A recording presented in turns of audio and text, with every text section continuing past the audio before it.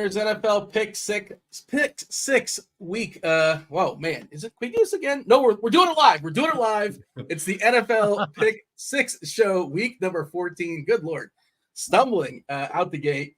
Not stumbling. Two of the greatest DFS players, two of the greatest NFL analysts. We got Rich Hribar, Sharp Football Analysis, John Daigle, 4 for 4 Sports. You figure I would get this right by week 14, but you know what? We're sputtering out the gate. Hopefully, we'll do better than Zach Moss did last week. He certainly had plenty of opportunities. We're going to run it back. It's probably Zach Moss week once again. John, welcome to the show. It's Wednesday, 9 o'clock. Do appreciate those that join us live on the old YouTube. Hit that like. Do subscribe. Turn on those notifications. Also, check out on YouTube the Listener League. The Listener League is live. It's going to be up there as well. If you win that, if you take it down, you get 1 month free of RG Premium. Do want to shout out last week's winner, CMAC 17554. Already hooked him up with premium. CMAC, by the way, John, San Francisco stack for CMAC. No CMAC, Purdy and Debo. And that was the right call because those guys both smashed. Welcome, John. Anything to say as far as week 13? Are we going to be a forward-looking show? Only the true grinders are still with us now. Week 14, we're coming down the quarter pole. That's the blessing of DFS and prop bets, is that's the only reason we're all doing this nowadays. I would just suggest everyone getting the Listener League, because if you do, you probably play the lineups we talk about on Wednesday, because by Sunday morning, I outthink myself on the winning lineups and I log Kenny Pickett in there instead. So please, everyone join to just play the players we talk about, like Brock Purdy absolutely smashing the slate. You took it down amongst those that participate in the show. The highest score. Man. Yeah. Well, there's an asterisk by it. I guess you forgot to the lineup you would have put in there. We're gonna Roger Maris you. The lineup that you would have played, you would have gone first. So you're selecting a movie for all of us to watch and talk about. At the end of the show, after we talk about the slate for an hour and a half. Rich won last week. We'll be talking about Fat Man, starring Mel Gibson. I want to go straight to Fat Man, but we're going to save that. We're going to save that for the end. I have a lot to say. Rich Hribar, Sharp Football Analysis, welcome to the show. I'm excited to talk Fat Man, and of course, week 14 as well. What's up, Rich? Yeah, listen, man, it's mid-December. We got to try to recoup some of this Christmas cash. I had the nice conviction on Sunday morning to just pull Alvin Kamara out of a bunch of lineups when Chris Olave was declared he was going to play. That chalk another one for tinkering with your lineups on Sunday mornings, working out so tremendously well. Yeah, I feel like I never make the right move. I guess you just sort of forget. Like you always forget when you lose the race or when like your guy gets hurt, but you never really remember when it actually gets you benefit from it. But it feels like it doesn't happen often enough. But yeah, I'm certainly done that. There's good guidelines if we can make like a 10 commandments, right? Like don't change your mind because of weather. Like don't touch your lineup like on Sunday morning. Like all those things. Like we could just add. We just make like a commandment list and start adding to it. That's what's interesting about this week, is that it was even somewhat challenging to pick 3 games because we're already seeing the boards come flying down due to weather games. We'll still talk about the players, the situations, but we could lose a couple. We do need to tinker and make an exception this Sunday morning. It's a Wednesday night, obviously. Those that are listening live know this, but like we're not going to dig too much in the weather. But I did pull up Ross' weather report, and of course he updates this on Sunday morning.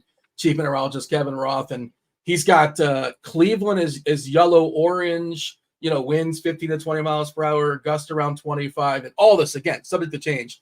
Jets orange, and if you don't know his color code, orange is bad. Red is like stay away, but orange is also pretty dicey. Very rare to get a red game. Yeah, you don't get those too often. If it's baseball and it's red, it's rained out.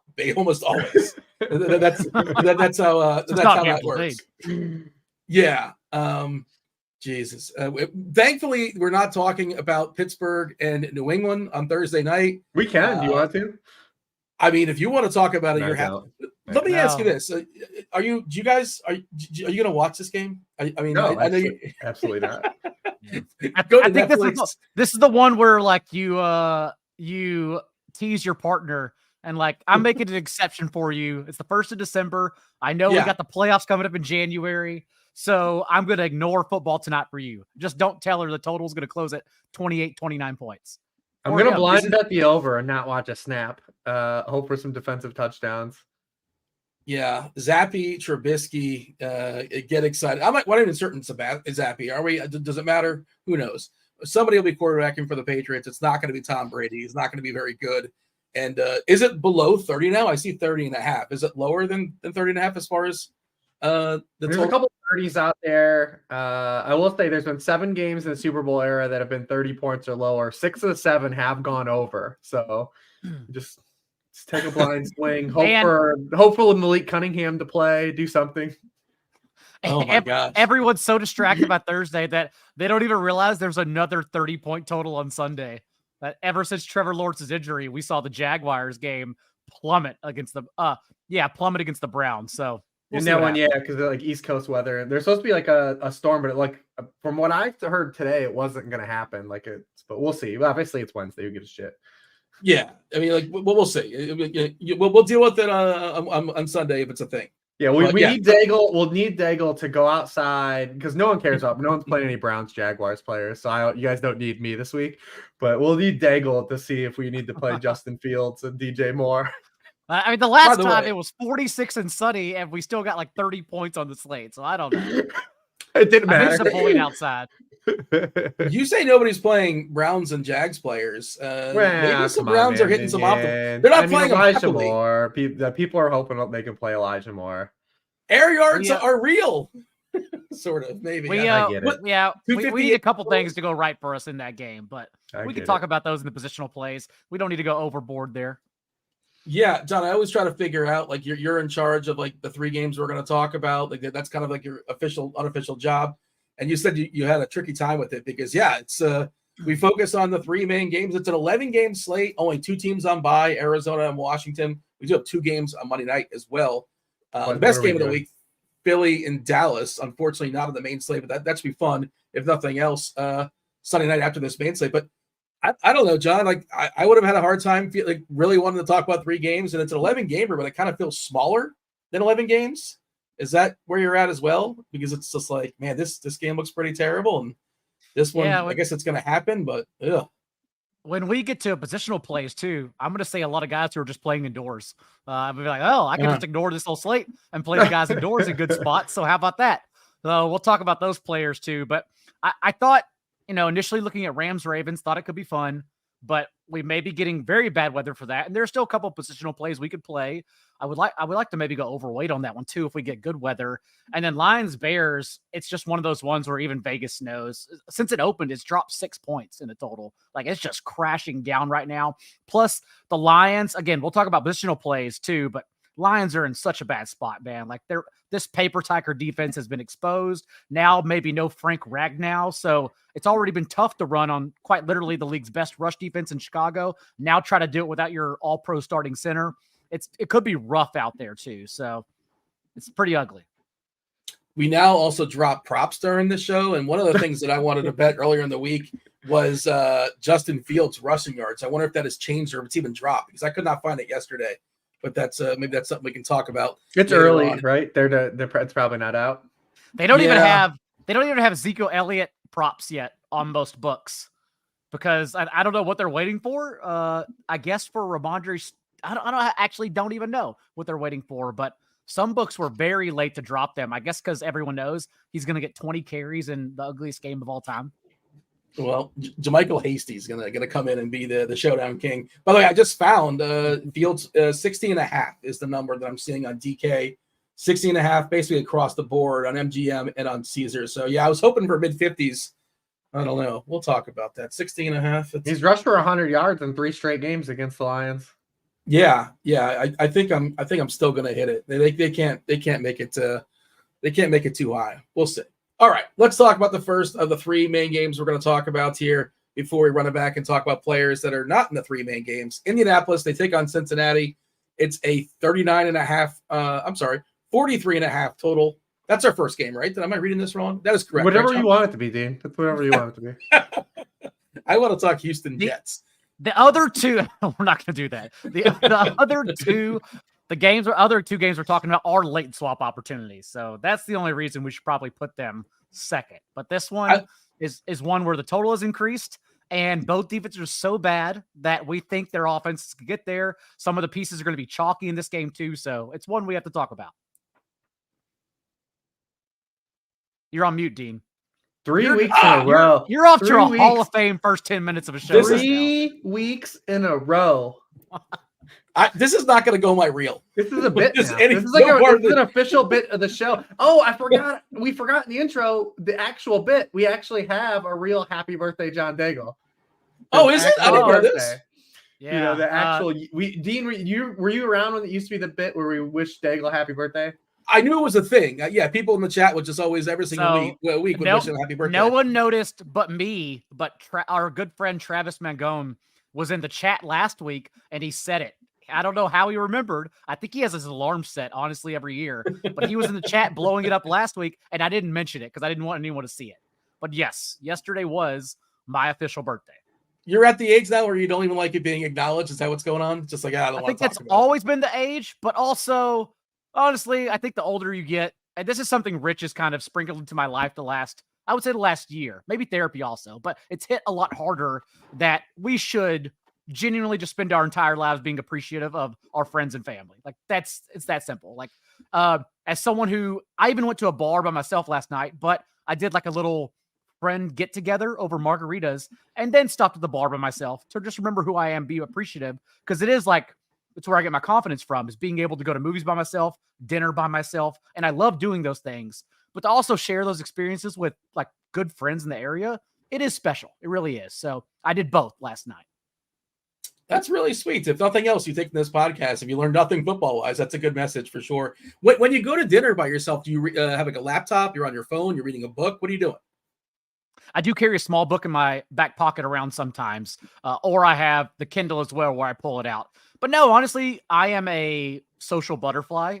I don't even try to be. So most of the time, honestly, I end up getting like the bartender's number, like both male and female, just to be friends. And I don't even mean to, but it becomes this conversation where you make personal connections, and that's all it is. So I can remember like Josh at Central Park Bar down the road. I know Venus at Park and Field around the corner, because my useless talent is names. I can remember everyone's names. So it certainly has helped in my adult life. All right. Yeah, that's it. That's certainly a good to have in your arsenal for sure. Cincinnati, but the reason why this threw me off, this number did jump, like you said, and I had it written down the other day at 39.5. And like this is one lineup the one that's actually jumped up. They must have saw how amazing Jake Browning was on Monday night, and we're crowning him. All of a sudden, he's like the 15th best quarterback in the NFL by default. Bengals at home here, 1.5 point dogs versus the Colts. 43.5 is the total. John, feel free to start wherever you want to start. And I guess, Zach Moss, we're going to run it back, right? The opportunity was there, process versus results. He had 7 opportunities in the red zone, or at least inside the 10. I don't think he had any of the 1 or the 2 or the 3, but, he was who we thought he was. He just didn't score, and he wasn't efficient, but he's still really, really cheap.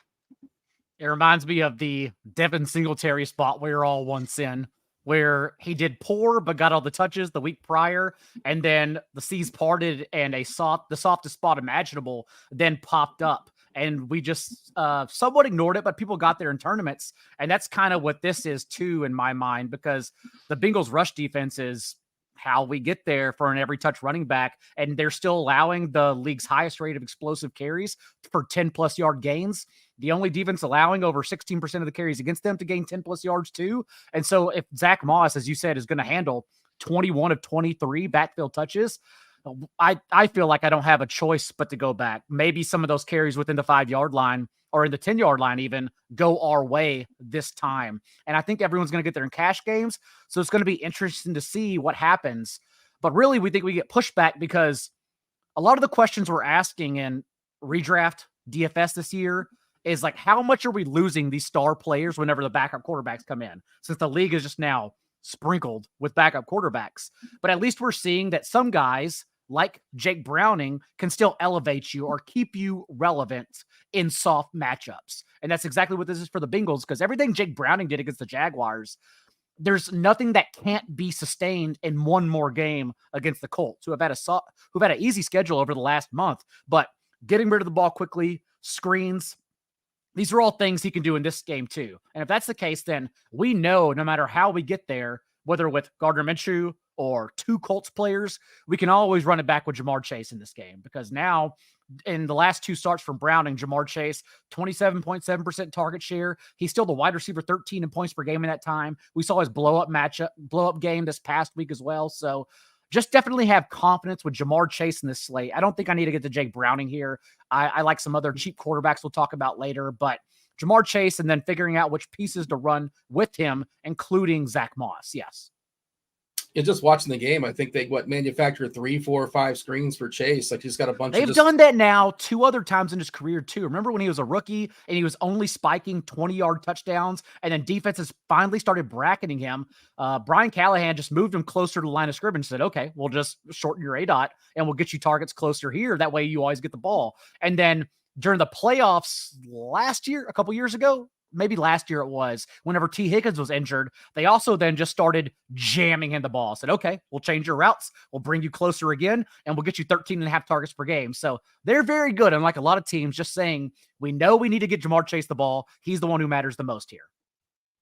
Rich, jump in here. I want your take as far as Moss. Yeah, they pumped his price up a little bit, but not enough. 5.9 on DK, 6.8 on Fanduel, assuming the same opportunity continues going forward. If somebody told you, if you're considering fading Moss and like what his opportunities were last week, you would have felt maybe starting to second guess yourself. But you survived it. Congratulations. But I'm going to go back. I know he's going to be popular again. And then, talk about Chase, all the other pieces. We love Colts games. Colts are a lot of fun. They tend to score a fair bit of points. They yield some points as well. So this is certainly one of the more popular games, one of the more appealing games on this slate. By the way, producer Rob's going to be coming in later.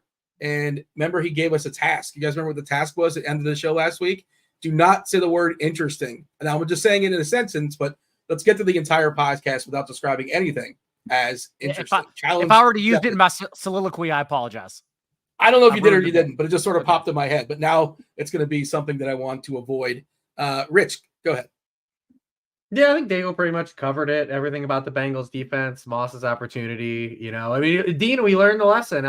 We talked about it last week. I mean, if a guy is coming in to face the Titans, you just don't do it, right? Like Jerome Ford got there in accident because he caught that long touch. He had like a 20-yard touchdown catch in that game. But with Josh Kelly, Jerome Ford, and now Zach Moss, the latest guys to get a chance to face the Titans on chalk week that didn't really get there. So that's the lesson, the second in the NFL in points allowed per game on running back touches. So when the guys coming in to face the Titans, we got to leave it be. But yeah, the Bengals are totally different. 28th in yards per carry out to running backs, last in the league in explosive runs allowed, 24th in rushing points per game. And Zach Moss also is 4th in the NFL in explosive rushing yards on the season. So that opportunity is there for him. I want to talk about Michael Pittman just a little bit because I talked about him last week as great kind of pivot and leverage off of Zach Moss last week. And I talked about last week, he was basically like getting exact usage how Amon-Ra St. Brown is getting used, but like no one talks about it. And it held true again. I mean, another 100-yard game for him.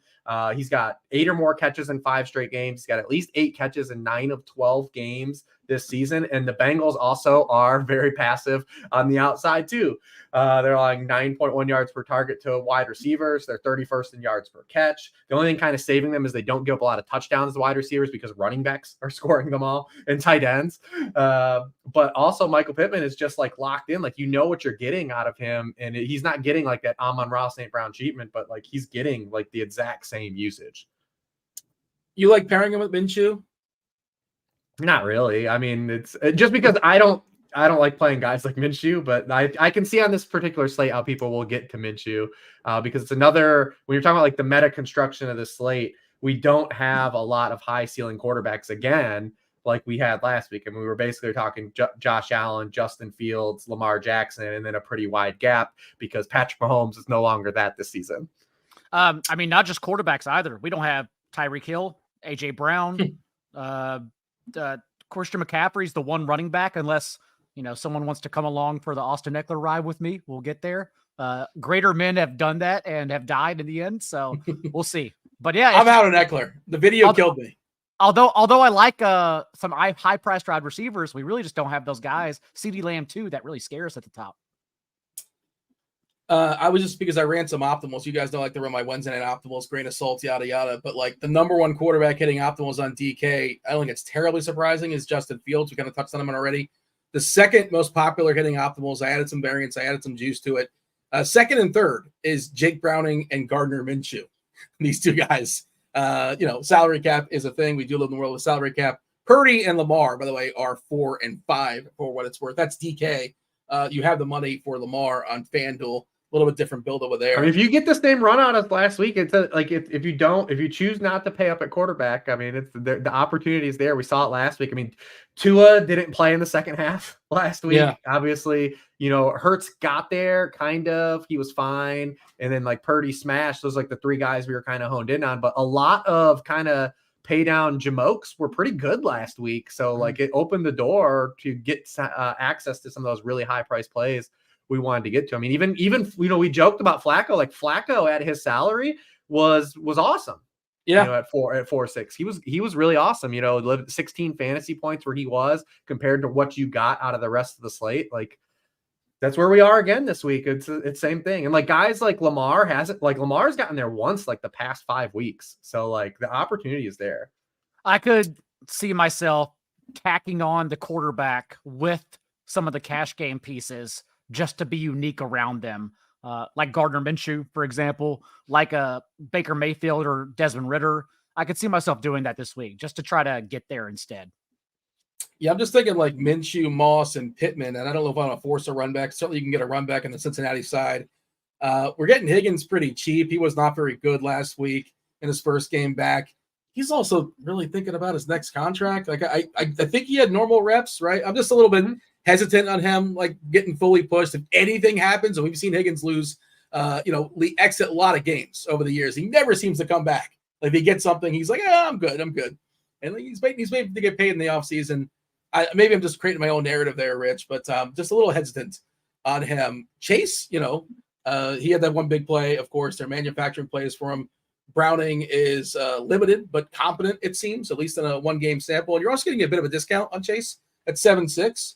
If Burrow was there against the Colts, he's probably like $9K, right? I feel like it's kind of built into the price there on Chase. Am I crazy as like a game stack, Rich? Are we okay with that? No, I'm okay with it. I mean, like I said, you're looking at like the context of building lineups in the slate. I think you can get to either of these quarterbacks in this game because if it pops and you get you flirt with the 20, because the Bengals played on Monday night, so Browning is just kind of hanging out there in a salary. Yeah. So if he can get there, like, I mean, he's thrown for 9.6 yards per pass and 8.7 yards per pass. If they showed like they're still going to be aggressive in terms of like pass volume. So the opportunity is there, I think, for like one of these guys, whether it be, and we've seen Minshew rush for touchdowns too. So I think these would be the two guys in the particular game environment, just because they're easy to stack. You've got cheap access to like a kind of a mini stack, no matter how you want to play it. Either way. So, I mean, this is kind of like the game that kind of opens the door at 1 o'clock. And if Browning sucks, you make all your late swaps. It's funny you say that because those people that play the 1 o'clock only slates, what is it? I think it's 7 and 4 is the split. There's 4 late games. Like the best games are like all late. And like if you play the 1 o'clock only, man, you're going to be building some gross lineups. You're all dealing with the same puzzle pieces, but the 1 o'clock slate, it's going to be rough. John, for those of us that watch the red zone, Rich, world's smallest violin playing for us, jumping from bad game. Did you see any Patriots Chargers on the red zone? I saw it a couple times, but I didn't mind it because the Patriots wore the throwback like 3-point stance, like the all white jerseys with the 3-point stance helmet, spectacular helmet. The game was gross, but again, do not advise watching that game on Thursday night once again. John, a final word as far as this game, and we see in chat. I saw a question in chat asking about Brown. Do we consider Chase? He was good in a small sample. He was super efficient, but I don't know if we're chasing that. I don't know. Are we that desperate for salary? Probably not. I didn't mean to do a pun there, but Chase Brown we're talking about. It was still all Joe Mixon, both in the receiving game and inside the 10-yard line. That's how we would get there if we play one of these other like cheapy running backs. So no, not interested. Not interested in Joe Mixon either. I'm not chasing 2 touchdowns from the 10 when it was the same thing that happened the last, all season long, actually. He just happened to score touchdowns this time. That's kind of what he needs with this usage to get there, not to mention Chase Brown popping up to take carries away. So Not interested in Mixon either. It's a pretty good price, but I guess this show is known for like, no, we don't want to play Mixon. I don't care what the price is. Mixon and Josh Jacobs. So you'll never get us. You'll never get us. Although Jacobs had the 60-yard touchdown run, and then the Chiefs proceeded to outscore the Raiders 31-3, and it didn't matter anymore. Yeah, the optimizers are going to like Mixon. 6-1 on DK, 7-2 on Fanduel, but Mixon and ETN. They love Mixon and ETN. Never stop popping them out. We got anything else here? Or moving on? We're moving on, right? Yes, I think so. Seattle at San Fran. San Fran, big boy favorite here. 10.5-point favorite versus Seattle. 46.5 is a total. Rich, we're currently without running backs for Seattle. Charbonnet and Walker, neither practiced on a Wednesday. It seems more likely Walker's not going to play. Maybe we get Charbonnet. Maybe we get neither. I don't know if DJ Dallas is the kind of guy that's going to like run between tackles. I don't know who Kenny McIntosh is, but I'm told he's a person. And he would be running the ball for Not Seattle. sure yet. We still don't know that. We cannot confirm that Kenny McIntosh. He is. He was a good pass catcher, but like, man, you go look, Dean, if you want to see a player profiler, pull up Kenny McIntosh. It's like this dude, he ran like a 4.65 at running back. Like, yeah, he's a good pass catcher though, but man, he's not the most athletic. He was not carved out of the stones of Mount Olympus for sure. 7th round draft pick. Do you want to know his best comp? Oh man, it's gotta be like Keith Byers or something. Keith Byers is really good, but like he's kind of like that though. Like he's kind of like just like a pass catcher, like a bigger bodied pass catcher. Dare Ogunwale is his best comparable according to player profile. Does that work for you? It makes sense. Strictly a pass catcher, bigger bodied. Yeah, that works. All right, there you go. Sometimes not a great field goal kicker though, like Dare is. Yeah, that's true. Also, I've never seen him kick. And DJ Dallas is also a very good pass catcher. So would Seattle just like pass the ball 45 times, 50 times? If that's, I mean, who knows? It's Wednesday. But like, I think we're even projecting Walker out right now. Is he officially out, or we're just assuming he's not going to play? No. We don't know either. We have no idea. Both up in the air. Okay. And Carroll's always super optimistic, and he's going to lie to you and whatever, and chew his gum, and then you'll find out an hour and a half before the game, I suppose. But yeah, Rich, I was throwing it to you, Seattle, and I guess it's kind of up in the air. And I don't know why I'm not focusing on San Fran. San Fran's like the best team of football, but I jumped to Seattle first, I guess. But feel free to knock out the Seahawks first. Yeah, I'm not playing any Seahawks, guys. I saw someone in the chat suggest that Seahawks are going to win this game. I mean, listen, it would be a hell of an upset, but Gino's 0-4 against the 49ers, and like he's just been under siege in these games. They've sacked him 14 times in these games. He's been under pressure on almost 50% of his dropbacks. He's thrown 3 touchdowns and 3 interceptions in the 4 games. I mean, if you saw even the Thanksgiving game was just an extension of what we've seen every time these two teams play. Like he just has no time to throw. Everything's in the quick game. It's just rough, man. It's been a rough outing. It's weird how the NFC West has like this oscillation of like the coaches that have success against each other, right? Like McVay is like awesome against like Seattle and Arizona, and then but Shanahan's good against McVay. It's like weird. It's like this weird dynamic how they kind of trade blows with each other. That's why I wish we kept Cliff Kingsbury, because he was always easy to break down too. Yeah, I mean, but like I think the 49ers are still the most interesting side, just because we know that they're just so hyper efficient and they have such thin volume. But how do you kind of like diagnose like who's going to be the guy to kind of pop this week? Because no one's going to like stack touches. I mean, last week was literally the full Deebo Samuel experience. I mean, the dude had 4 targets, he had 3 carries, he had 1 air yard, and had 40 fantasy points. Like it's just incredible. And we always look for him in like these kind of spots, right? Like whenever Deebo and the 49ers are facing like a ultra zone heavy opponent, and Seattle's playing zone coverage on 83% of passing snaps, 3rd in the NFL. He's been targeted on 24% of his routes against zone coverage, just 16% against man coverage. He gets like kind of all of these targets that don't really count as targets. So even when you face a team that's good against boundary receivers like Seattle is, it doesn't matter. And we saw evidence of that again on Thanksgiving. I mean, when these teams played, he caught 7 of 9 targets when Seattle was in zone coverage. It matched the season high in targets that he had in a game that Brandon Ayuk played. And if you look at his history in this matchup, particularly, it is a Deebo Samuel type of matchup. So, I mean, it feels like a little bit like where you're like, oh, we're chasing points or chasing the box score from even when these teams play on Thanksgiving. But consistently, when teams have played this structure of defense, like Deebo Samuel has been kind of the guy to focus on for the 49ers. The 1 air yard thing it was kind of lost on me. Like I know that's a pretty wild stat. That's pretty amazing for sure. I know he was crazy efficient, 4 for 4. How about that? 4 for 4 for 116 yards. John, is there anybody you can sell us on Seattle? I know you have to. You're contractually obligated. You got to pick 3 games for us to focus on. Was this just wanted to talk about San Fran? Do you want to sell us on somebody in Seattle, or it's just like San Fran onslaught?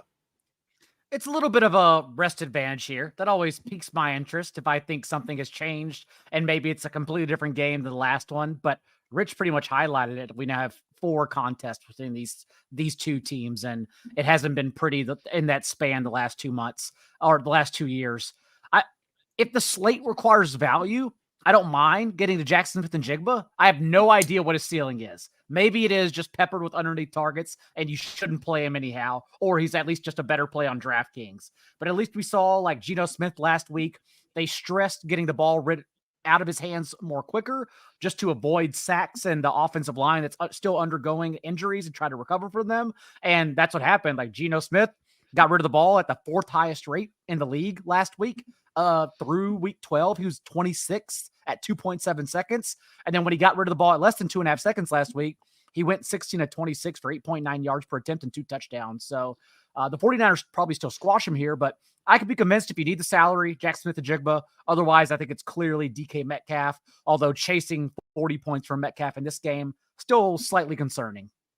Yeah, I mean, I think when you look at Seattle, so much of what happened in that game on Thursday was such an outlier from what we've seen for them this season that it's hard for me to just say like, all right, well, Seattle scored all these points against Dallas, like they're back. Like we have this large and when you look at it, like Geno Smith completed fewer than 60% of his passes in that game. Obviously, you have the huge play to DK Metcalf. Like there wasn't a lot of consistency on a drive-to-drive basis. They had a lot of big plays, which they've kind of been lacking throughout the course of the season. So are we going to chase that against this 49ers defense, right? Because the Cowboys are a heavy man defense. Like they will give up big plays. Like if you followed the Cowboys under Dan Quinn, they will give up like these games where they give up huge plays because they're an aggressive man-to-man defense. The 49ers are not.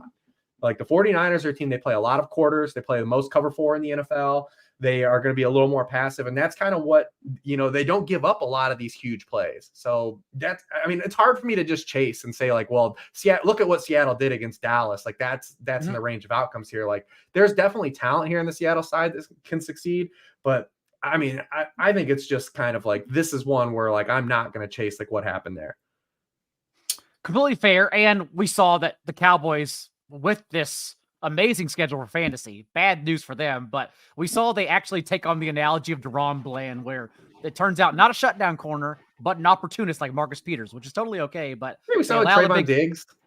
Yeah, they allow the big plays, but they also like will shut you down at some points and create turnovers. So that's okay. And since the 49ers came out of the bye, like this defense has, they had the little hiccup, right? Like remember, like the sky was falling for the 49ers for like, they had a 2-week sample where their quarterback had, turnovers in the 4th quarter and they didn't play like the greatest defense. Like that's NFL variance, right? Like, but the whole sample, like they've been awesome since the bye, like absolutely just decimated teams. Like this defense has been right back to where it was right before, like they had that 2-game hiccup stretch against the Vikings and Bengals. And that's when they also added Chase Young over their bye at the trade deadline, came back out with a chance to integrate him. I still may tack along one of these players, but I even started this game breaking it down earlier today and was thinking maybe it is a good spot for Geno Smith. The more I looked into it, and I thought, okay, I'm still obviously playing it from the 49ers side. I'm not sure yet if I'm bringing one along. I could see myself if I get the Brock Purdy, but I also think Brock Purdy may be the cash game option again. We'll see if everyone wants to get cheaper. Yeah, I think from a ceiling perspective, the only dude you can kind of really entertain until we get clarity in the running backs is Metcalf, right? Because like if you even go back to the Thanksgiving game, if they're going to use Charvarius Ward to shadow him, and you're going to get that same run out, right? Like that same opportunity, right? Because Metcalf had 34% of team targets in that game. He had 60% of the air yards. and 38% target rate when the 49ers did go to man coverage in that game.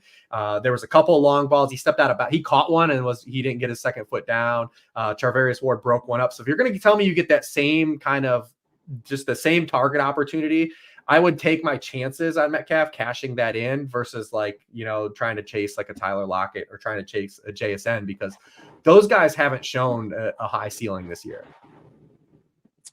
All right. Anything else as far as this game, John, or shall we move on? Buffalo and KC is the main course, I guess, of this 3-game set we're going to talk about.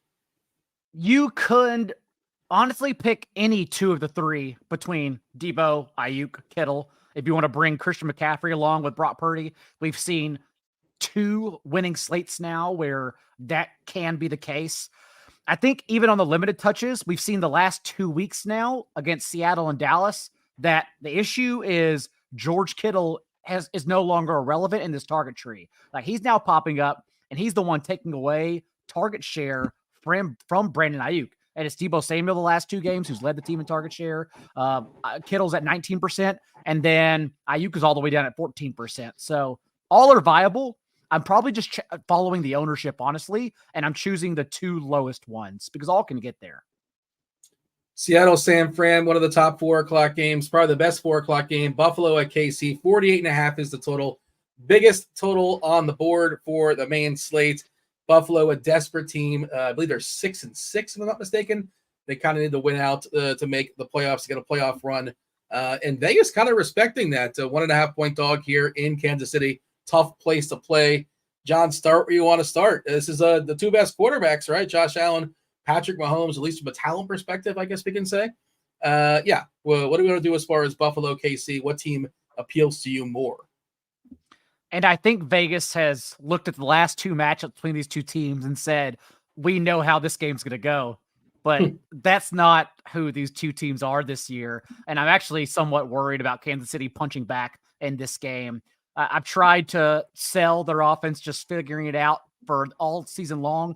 And maybe they still get lucky with the Trevor Lawrence injury and take down the number 1 seed in the AFC, get the bye figured out for the playoffs. But this is not the same offense we're scared of at all. More importantly, the way I'd want to play it is through the Josh Allen side, because despite firing Ken Dorsey, that wasn't the issue whatsoever. They're still right now in the league top 5 in yards per drive, points per drive. And this Chiefs defense, with all due respect to their families, because of their injuries, they're throwing out guys at linebacker and edge that shouldn't even be in the NFL. Like, these guys just can't cover. And that's why the issue is that while the Chiefs offense has been figuring it out, the Chiefs defense is really what's getting rolled on. And the last month of the season now, they are 18th in explosive runs allowed, 22nd in explosive passes allowed, 23rd in yards per attempt allowed. You can honestly kind of just do whatever you want. And so the way I want to play this is through Josh Allen double stacks and maybe not even run it back, to be honest, because it seems like a situation, at least from my view,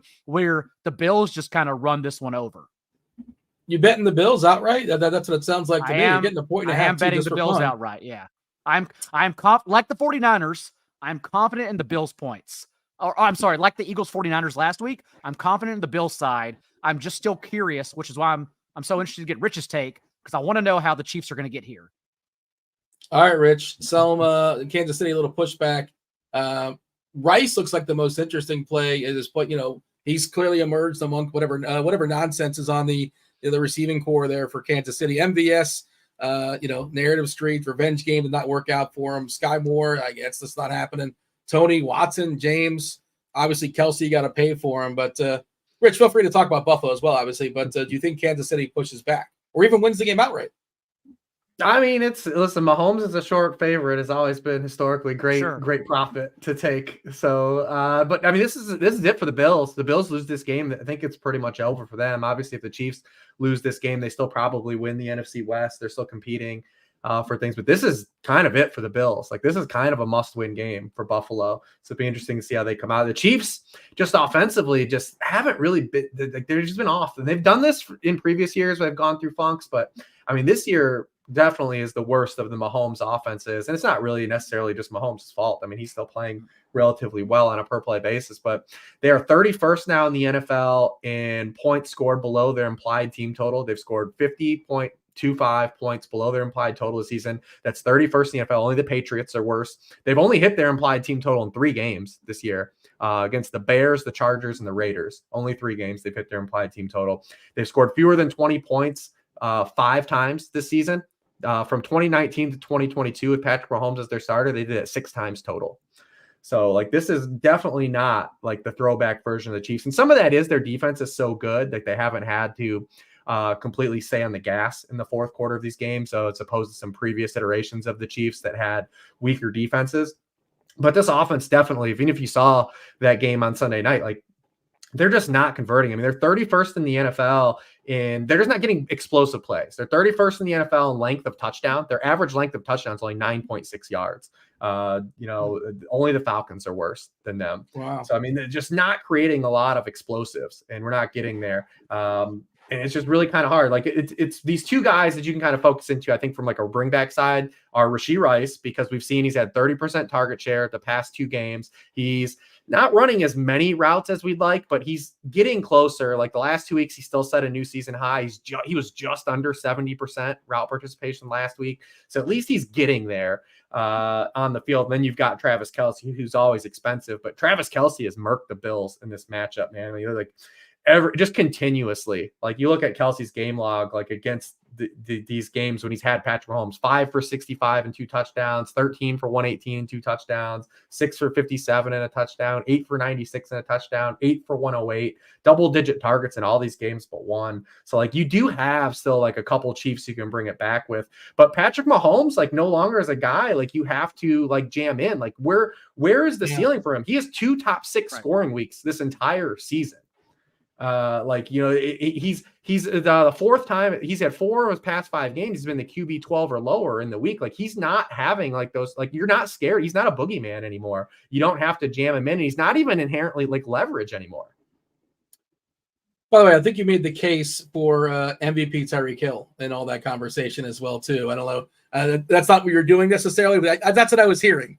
You know, the lack of Hill on this offense. That's not the only thing, of course, but significant. And what happened with the Chiefs defense is the turnovers, right? Like, they're not getting turnovers. Earlier in the season, they were getting a bunch of turnovers. They have a takeaway on 5.9% of opponent possessions their past 5 games. That's 30th in the NFL.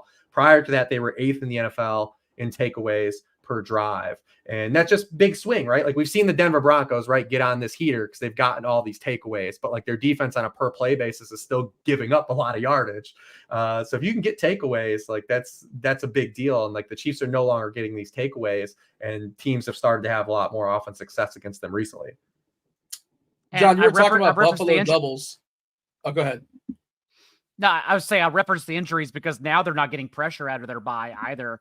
I think Nick Bolton, Drew Tranquill, all these guys are actually pretty important to the scheme, and they just got no one out there right now.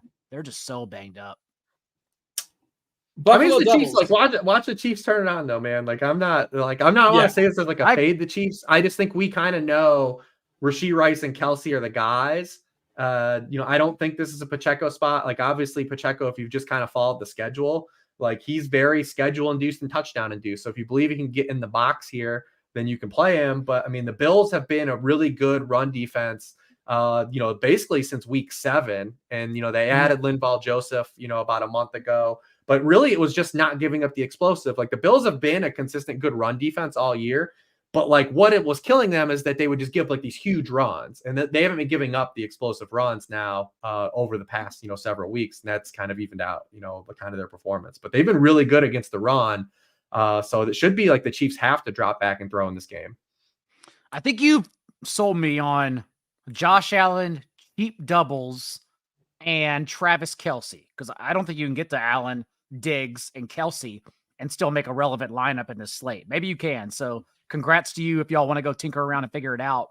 But I am interested in like some unique Allen doubles. Like, we have Gabe Davis, and everyone knows like the 4 touchdown game over 200 yards, of course. But Gabe Davis, like, these are the kind of spots he pops up in. The Eagles were the most recent example of, okay, we think their offense just move the ball with ease. Thus, Gabe Davis gets there.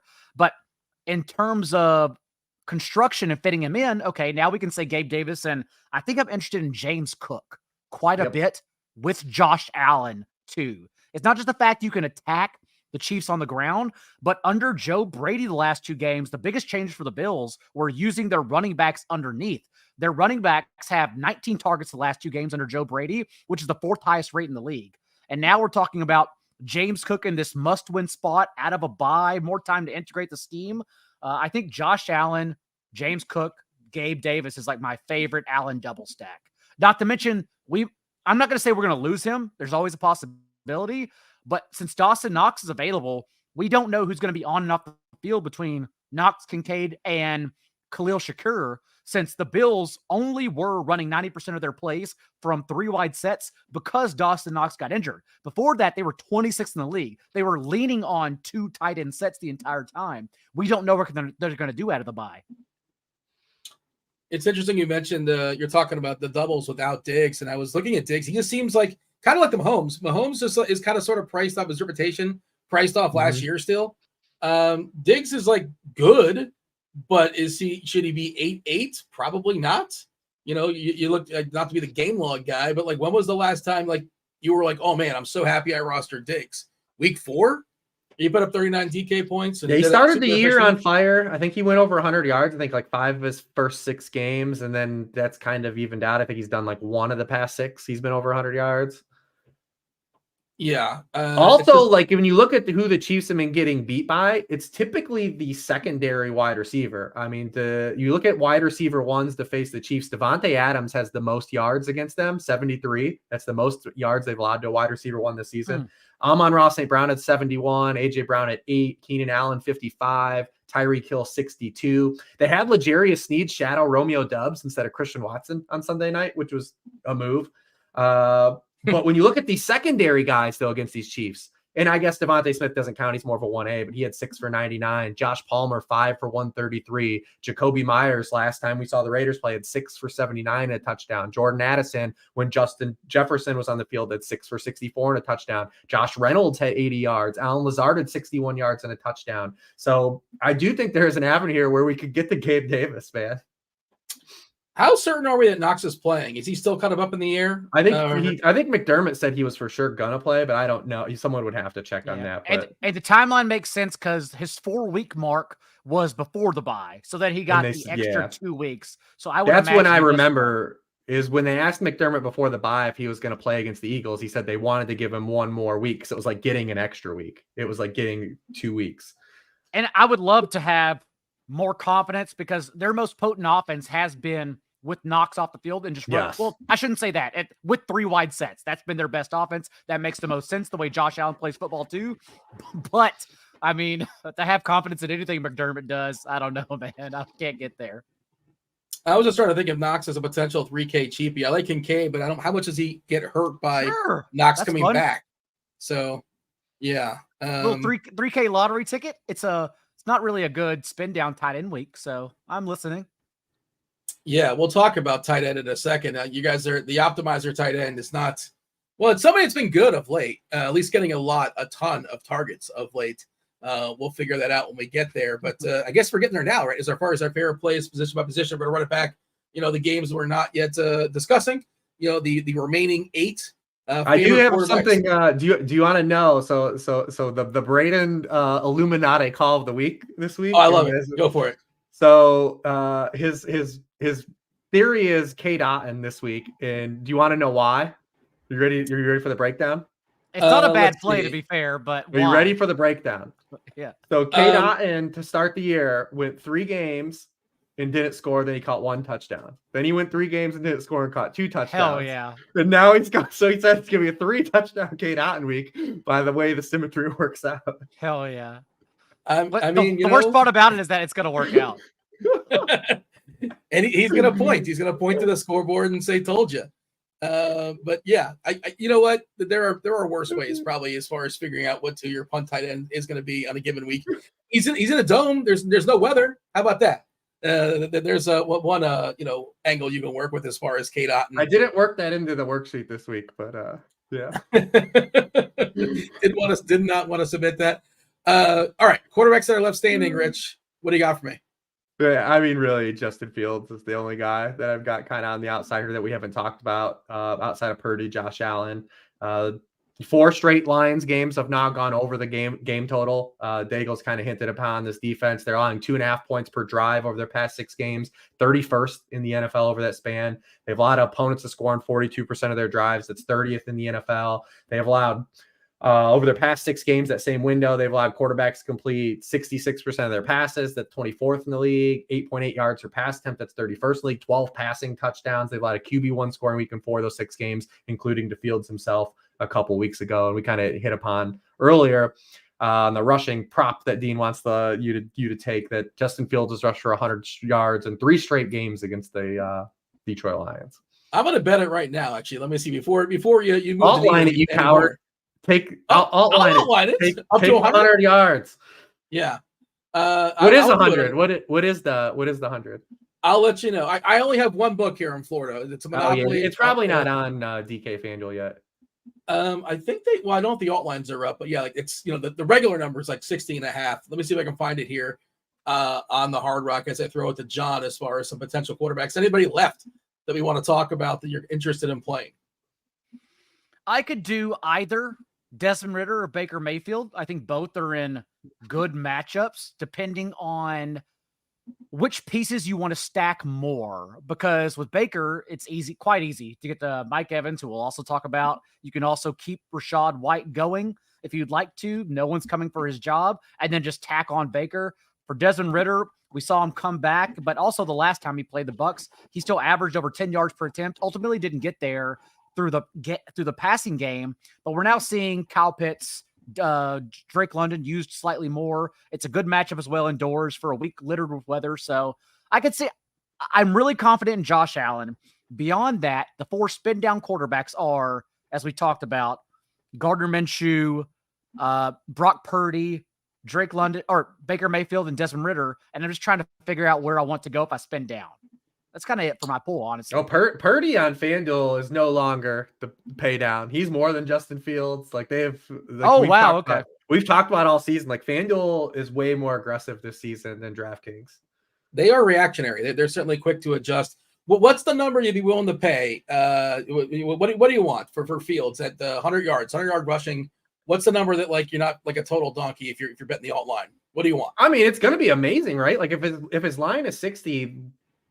If his over-under on whatever book you're on is 60.5, then 40 plus yards has got to be plus four something. I was gonna say plus 430. I was hoping for 4 to 1. It's plus 375. Is almost. Is the number. Okay. Yeah. Minus 115 over 60.5. We're gonna live bet that, and we'll be posting this on Twitter when it doesn't win. We'll see. It's gonna cash. It's gonna cash this week for sure. Anything else that's as far as quarterbacks? I believe that is it. Let's knock out. It. Yeah. Running backs. I will let John start off with running backs this week. I understand. We've tried the Austin Eckler thing in the past, and it didn't go well. And to be quite honest with you, it probably won't go well again. But in their last 4 games out of their bye, the Broncos have still been ceding a ton of yardage to opposing running backs. James Cook and Latavius Murray averaged 8 yards per carry. Ty Chandler and Alexander Madison collectively averaged 6 yards per carry. And then Jerome Ford himself got there on the ground, 7.2 yards per carry. So although the Texans didn't get there last week, Dameon Pierce eventually grinded to a touchdown. They had 23 carries overall. If we think Austin Eckler is going to continue getting the same share of touches, and the Chargers are, I don't know how, but the Chargers are favorites by at least a field goal at home, then I think it's a good spot for Austin Eckler. I can't convince anyone to play him. I get it. I'm struggling to convince myself to play him. But again, he's going to be 5% Austin Eckler, and his salary's going down on both sides. So I think that's one of my favorite spend-up options. Yeah, the other thing going down is the miles per hour as far as the running. Brad in chat is saying 13 miles per hour, hashtag Daigle ruins Christmas. I agree. Is that a bit there? It's a bad play. It's a terrible play. Rich tried it a couple weeks ago. It did not go well. It's a terrible. That was the game. That was the Packers game. Well, and he's expensive.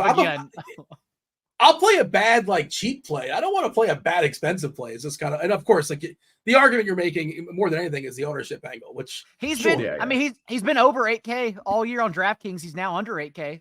The price is getting cheaper. Is it cheap enough? That's the really question we're asking. But he does have 3 top 5 scoring weeks. It's like, it's not like he has been like completely dust for fantasy. It's just these last 3 weeks have been so bad. The bummer is he's just not catching the football, right? Like that's the thing. He's averaging 3.4 catches per game. It's his fewest in over his career since 2018. That's like the big thing. It's because Austin Eckler, if you look at like his explosive run rate and everything, like it's all in line with where it was last year. Like he wasn't a good runner last year, but he was just catching a shitload of passes and he's scoring touchdowns. And like he hasn't scored a touchdown for 3 games in a row, so it's kind of exposed some of that. The entire offense, though, like it's Keenan Allen and then like Quentin Johnston, who's looking like a mass. I know it's super early, they're whatever. So broken. They're so they're getting Josh Palmer back. Can you believe it? Like we're actually excited. Like Josh Palmer's coming back. Yeah. Is he coming back this week? He started practicing. So like supposedly if he was gonna get through practice with no like kind of recoil, like he was gonna be up. He's gonna be up this week, but we'll see. Follow up the rest of the week. What's the head coach is Dunzo, right? For first Monday when the season's over. Brandon Staley, yeah, probably. Yeah, I mean, it's just. I think there's more to it than Brandon Staley. I mean, I just think fire the coaches in the NFL, like the way the NFL operates, with the whole fire the coach. It's just so lazy to me, and like the NBA, I guess, is worse with it. But like, and this whole thing, like Daigle talked about like earlier with the Bills, like we've seen and we saw like Vrabel fire the special teams coach this week. Like this stuff is all just like we have to have a coach's head for some goofy thing that went wrong in a game. Like it's just it's tired. I mean, whatever. This is like, whatever. Let's move on. Let's talk about let's talk about more running backs. How about Alvin Kamara? You don't want to talk about why Frank Reich was fired? I mean, it's all like the whole fire the coach thing, and maybe because like where I live, and I'm not even a Browns fan, but like, you know, I worked in a warehouse before this, and like we always had sports radio on, and literally for the like 20 years of my life working in a warehouse, like it was literally just Jamoke after Jamoke calling the show of like fire this head coach, fire this head coach, fire this head coach.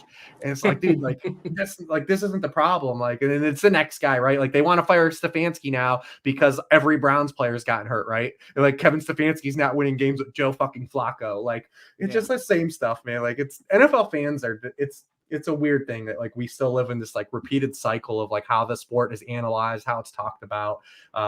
Let's talk about running backs though. Hey, am I wrong to say that Cleveland still has kind of a thriving sports talk radio market? I always see them popping up. They do, yeah. Yeah, because I feel like a lot of pockets. What else do they do up on it? Yeah, yeah. Like I know New York is like this, Philadelphia, New York, and like Cleveland are like I feel like are like sports talk radio cities. Chicago too. So, Chicago. That's another. Yeah. Bears, Bulls, Cubs, of course. Yeah. But I mean, I loved it as a kid. I haven't listened to it in a long time, but I'm not gonna lie. If you understand the bit, I still kind of love it. I really dig sports radio talk, but I don't actually listen anymore. I just hear it, and hearing it is fun. Rich, did you just like listen in the warehouse? Or you like debating with people, or you just kind of like take a step? I'm sure you've heard some terrible takes in the warehouse. I would have, and on the radio while you're listening to it. Yeah. Man, always. Did you partake, or just kind of like what's the point? It's tough, man. That's why, Dean, I started the bit where people ask what I do. It's predictive analysis, because if you say what I do, they want to talk to me about football, and the first thing they say is some just like token, like top-down stuff that they heard, like, you know, on ESPN. Producer TJ, we have producer TJ with us today in the chat saying, I used to listen to a lot of sports radio about the Saskatchewan Rough Riders. Oh my God, the offense, the Rough Riders, they got to get rid of everybody. And if I'm not mistaken, I feel like maybe TJ can let us know in the chat. The CFL, did they once upon a time have like 10 teams and 2 of them were named the Rough Riders? I think that was a thing. Like they couldn't come up with anything else. There was 2 teams named the Rough Riders. I could be making that up, but I think that's true. They definitely had DFS on DraftKings, because I remember playing for a few weeks and I was like, what am I doing? I think that was around the pandemic time. I was like, I got to get a grip on my life here. Shout out Toronto Argonauts and Ricky Williams back in the day. I remember that was the thing, but you got to be old enough to remember that, I suppose. Doug Flutie. There you go. And Johnny Manziel. Johnny Manziel was also playing in CFL for a little bit. For how long? I feel like that didn't happen very long. That's my one action figure I have too, is the great Johnny Manziel. You want to talk running backs, Rich? Go for it. Yeah, running backs. I know. Listen, man, I like it. It's just talk about who we play in CFL this week. CFL, like DFS, is a big thing too. I know people play. Is it still a big thing? I don't know, but I thought people still played it, right? It seems fun. It's a huge field. Like is there only 3 downs? The end zone is bigger, right? What else am I missing? I also did pick up because the pandemic, there was just so little to do, and I felt terrible because like us in football were some of the few people to keep our jobs. And it's like, I'm not saving lives. Why are other people getting fired? And I'm talking about football, the busiest time of my life. So I also the picked NFL should make the end zone bigger this year. Yeah, that's very true. I also played League of Legends DFS. That's the moral of the story. And so now I understand about the Dragon Den or whatever the hell it's called whenever the dragons are supposed to get in the middle of the field. Hit the lock button on Faker. That's all I can tell you about LOL. There you go. Yeah. Is he still a thing? Faker, is he still really good at the LOL? I have no that's idea, all I got. man. I can't. Yeah, I mean, the remember. problem with all the ancillary football leagues is like you see it in the NFL. Like there aren't 32 good people on the planet that can play quarterback, and that's what always hurts these other leagues. Like when Daigle came to my house and who'd you try to get me to watch Daigle that day? I forget. But I'm like, dude, like these quarterbacks, like it's football with bad quarterback play is unwatchable, and like that's what's happened this year with the NFL, and that's what all these other leagues have because the NFL can't even get. Half the league can't get good quarterbacks. By the way, it was I tried to get you to watch the same guy who bounces around to every AAA league, Luis Perez. Oh God, yeah, this guy. We've seen Luis Perez play like in April every single year. Scoring is down in the NFL. One rule change. I have several. I could propose them at some point, but one more proposal. This is an easy one. Let's just do the college thing with one leg. Why do we need 2 feet in? Well, 1 foot. That's good. There you go. More fun touchdowns. Dude, illegal man downfield, like whoever like pulled the memo up at like the meetings this year and like told all the refs, like we've got to really emphasize of all the fucking things to like the hammer home this year. Illegal man downfield is like the thing we're worried about NFL. Like this is where we're gonna like say like we've got to crack down on illegal man. Like I feel like there's been so many touchdowns negated by an illegal man downfield this year on a play that like the guy had nothing to do with the play whatsoever. It's like an offensive lineman wanders an extra yard. Like, who cares? It did not affect the play in any possible way. But we got all right. We got to have the pandemic happen again. We got to get back to real football. Like when the league they just like we're not calling holding. Yeah, we got to get a virus back in the world again. Like that was the best football ever. Can I put the show off the rails for 1 second? And this is a serious. We're there, dude. It's already not here. I proposed this, and people think I'm crazy. They think it's ridiculous. They think it's an absurd idea. But follow me. Tell me what you think. A field goal. Field goal is worth 3 points. That's fine, right? You get 3 points for a field goal. I want to have field goals that hit the goalpost, that hit the upright, worth 4 points. 4 points. How much fun is that? Aiming for the uprights? You're down 4. It's like 4th and 7 on the 10-yard line. Do we go for it? Or maybe how precise is our kicker? Can he hit the goalpost? And if it hits the goalpost and goes in, 5 points. That's a 5-point field goal. But what do you have to, how much fun is that? Do you have to declare before your kick attempt that you're aiming for the goalpost? Because you shouldn't get the 4 points if you accidentally do it. I haven't. We're still in beta. Dean, you haven't thought through this all the way. I just think it'd be so much fun. Like we've seen doinks all the time, and it's like, oh my god, he got a 4-pointer. How much fun would it be? These field goals are just boring as is. Like it's stupid that like 98% of the players can't do it. Why is that deciding the game? Like 98% of the players in the field that play football professionally have no ability to do this. Like you might as well bake a cake when you as an extra point. That's my favorite bit. Whenever when a kicker gets hurt and the entire organization freaks out on the sideline, it's like, why can't you just put your punter in? Like, why can't a punter? Trust me, I don't understand. I don't understand the basics, the talent it takes to kick. But why can't a punter be a kicker? I do not understand why everyone freaks out after that. So are you guys interested? You remember when kicking was hard? Like when we were growing up, like if a dude kicked a 50-yard field goal, it was like we're like, it was just like, man, Morton Anderson's such a weapon. Like they've got a dude that can kick 50-yard field goals. And now just like, we're just seeing 60-yarders like every weekend. Yep. I didn't plan this, but like I did a deep dive into Mark Mosley's MVP season in the 1982 season. It was a strike shortened season, 9 games. He made 20 of 21 field goals. And at the time it was a record. He had 20 consecutive field goals. He missed 3 extra points. His longest field goal was 48 yards. He was the MVP of the league. It's insane. It happened. They lost their minds in 1982. History. Put it on the board. This is my era adjusted argument that I usually have too many beers and take it too far and start saying LaDainian Tomlinson was not wouldn't play 10 years ago. Oh yeah, your take that Marshall Faulk wouldn't be good at football today. That's probably still correct. Either way, though, I take it too far. But like, dude, when you get back to the 70s and 80s, like the numbers those guys put up and like their performances, it clearly wasn't even good. Clearly wasn't good. Era Rich adjustment. and running backs. Also, the Cowboys are definitely losing in the playoffs when this dude misses his first field goal, right? Like the Gary Anderson here. Like, there's just like no way the story doesn't end this way, right? Like, because in Cowboys fashion. Like the Dolphins, we still haven't seen the Cowboys beat anybody. Like, trust me, it's great. They're beating down their opponents. That's something NFL teams have to do. Like the Eagles, look at their schedule. And yes, and the Eagles, look at their schedule the last 5 weeks, and all they do is show up and take care of business, minus the 49ers game, because their defense was on the field so long, they couldn't even keep up. They were just so tired by the second quarter. But like the Cowboys, congratulations. You're beating all the dumb opponents. Actually beat somebody since the last time we saw you play the Niners and the Eagles. Nothing happened. You just didn't do anything. John, I'm building a parlay. I got Buffalo and Philadelphia. That's what I'm hearing. That's what it sounds like you're doing this week. No, the Cowboys-Eagles game I'm confused about. I don't know about that one. I thought for sure you were saying that Philadelphia is going to beat Dallas. I think so. Probably that. Eagles money line, but I like the overs, my bet, because I don't know how anyone stops anyone. I have no idea why they don't just run back 0 punts again.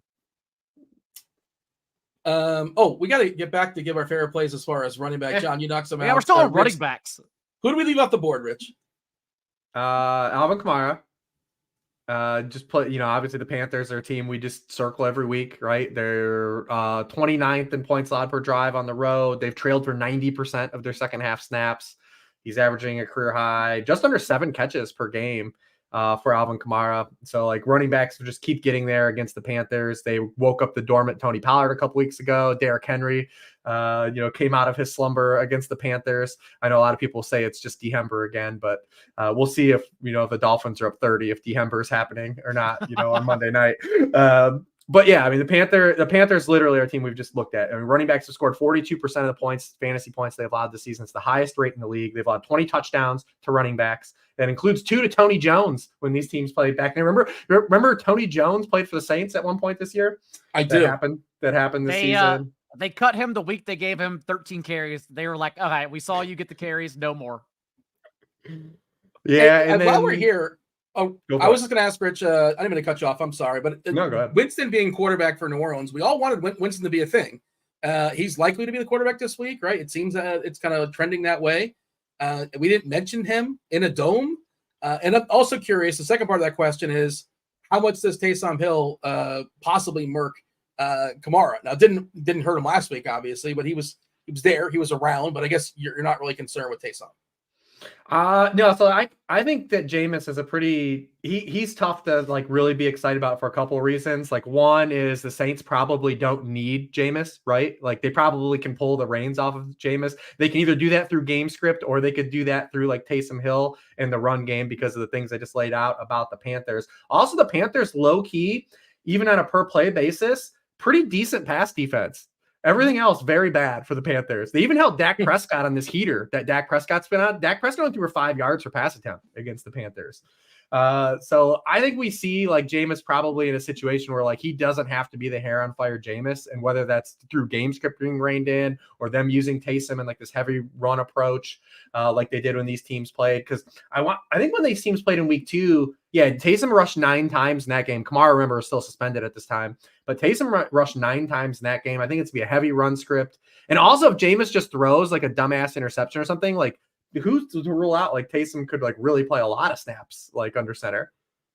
I guess there's a chance Carr can still play. TJ saying in chat that Carr is limited for practice. Yeah, this dude's got alligator blood. Like we can't, like Derek Carr, like this dude, like he could be in like he just keeps coming back, man. Mm-hmm. Despite the fact the crowd was booing every single time he was on the field and cheering every single time. I mean, at one point though, Derek Carr completed, I think, 16 straight passes in that game and like was getting booed just like relentlessly. You got anything else as far as RBs, or you want to jump to receivers, Rich? The only other guy I'll mention is just Bijan, right? Like, because Bijan, he's got 23, 19, 21 touches the past 3 games. They're at home in a dome, like Daigle's thing, the moral of this story this week. And the last time these teams played was the infamous like headache game where he only played 11 snaps. But in that game, Atlanta running backs had 170 yards, 36 touches. We've seen Tampa Bay really kind of get leaky the past few weeks against running backs. I mean, obviously they gave up 100 yards and a touchdown to Christian McCaffrey, who hasn't, but then Jonathan Taylor had 90 yards and 2 touchdowns also in that game. Zach Moss had 70 yards rushing. Chuba Hubbard last week had 100 yards and 2 touchdowns. So Bijan is still one of these guys, like he floats in like that nebulous price zone. I feel like just no one ever really gets to him. Mm-hmm. All right, jump to receivers, Rich. Amon-Ra, is he somebody we're going with? Doesn't look at the best in game environment this week against Chicago, but you're always on Amon-Ra. We talked about Keenan Allen basically the last man standing for the Chargers. Those are the big spends, at least. Mike Evans, every single year, 1,000 yards, future Hall of Famer. Despite the other people saying that's not going to happen, it's going to happen for sure. Jefferson coming back this week. Not going to happen. What, Hall of Fame? Yeah, people are saying he's not going to be a Hall of Famer, or he's not a Hall of Famer. Who are these people? Who are these people? What is your circle? Who are these people? Try a first ballot Hall of Famer. What are we doing? He won't get in the first ballot. I bet he doesn't get first ballot. Well, because no wide receivers do, right? Like T.O. wasn't a first ballot Hall of Famer. Well, you sit around and trash everybody. What else does he got to do? Well, that's the thing, though, is just because receivers such a log jam now because of the dumbass process they have. And now every guy's going to have inflated numbers. Now, Mike Evans, I'm going to bet he's a Hall of Famer. But I'm saying the process is going to red tape him because look at all the receivers, like the red tape all these guys have to go through. Like, look at Torrey Holt, like what he's going through, right? Like, look at everything these guys go through. 17 games, more passing. And by the time Mike Evans retires, like we're gonna have another like slew of dudes with just unreal like receiving numbers. But like he's absolutely a Hall of Famer. Mike Evans has put up like the Tom Brady longevity argument as opposed to those other guys. Torrey Holt was great, but Torrey Holt was also a product of the greatest show on turf. Well, not product of. He was a part of the greatest show on turf, an integral part. Stat accumulator is a talent. That look at the Baseball Hall of Fame, right? And that's just how that goes sometimes. Staying healthy and longevity, but derailing the show again. My apologies. Yeah. But receivers. But man, the process for these receivers in the Hall of Fame is brutal, man. Yeah. The whole process is they'll like all sit around and basically like trying to poke holes. Like, why shouldn't this guy be in here? And they trash him for like a day. And it's like a dinner, right? It's they have everyone in the room for like a dinner, and like you make a case for a guy to get in, and like people like to get up and debate like why they're not. It's a roast basically, and then every once in a while they let him in. It's like, all right, you can join us. We're just joshing you. Here's a yellow jacket. Rich, receivers.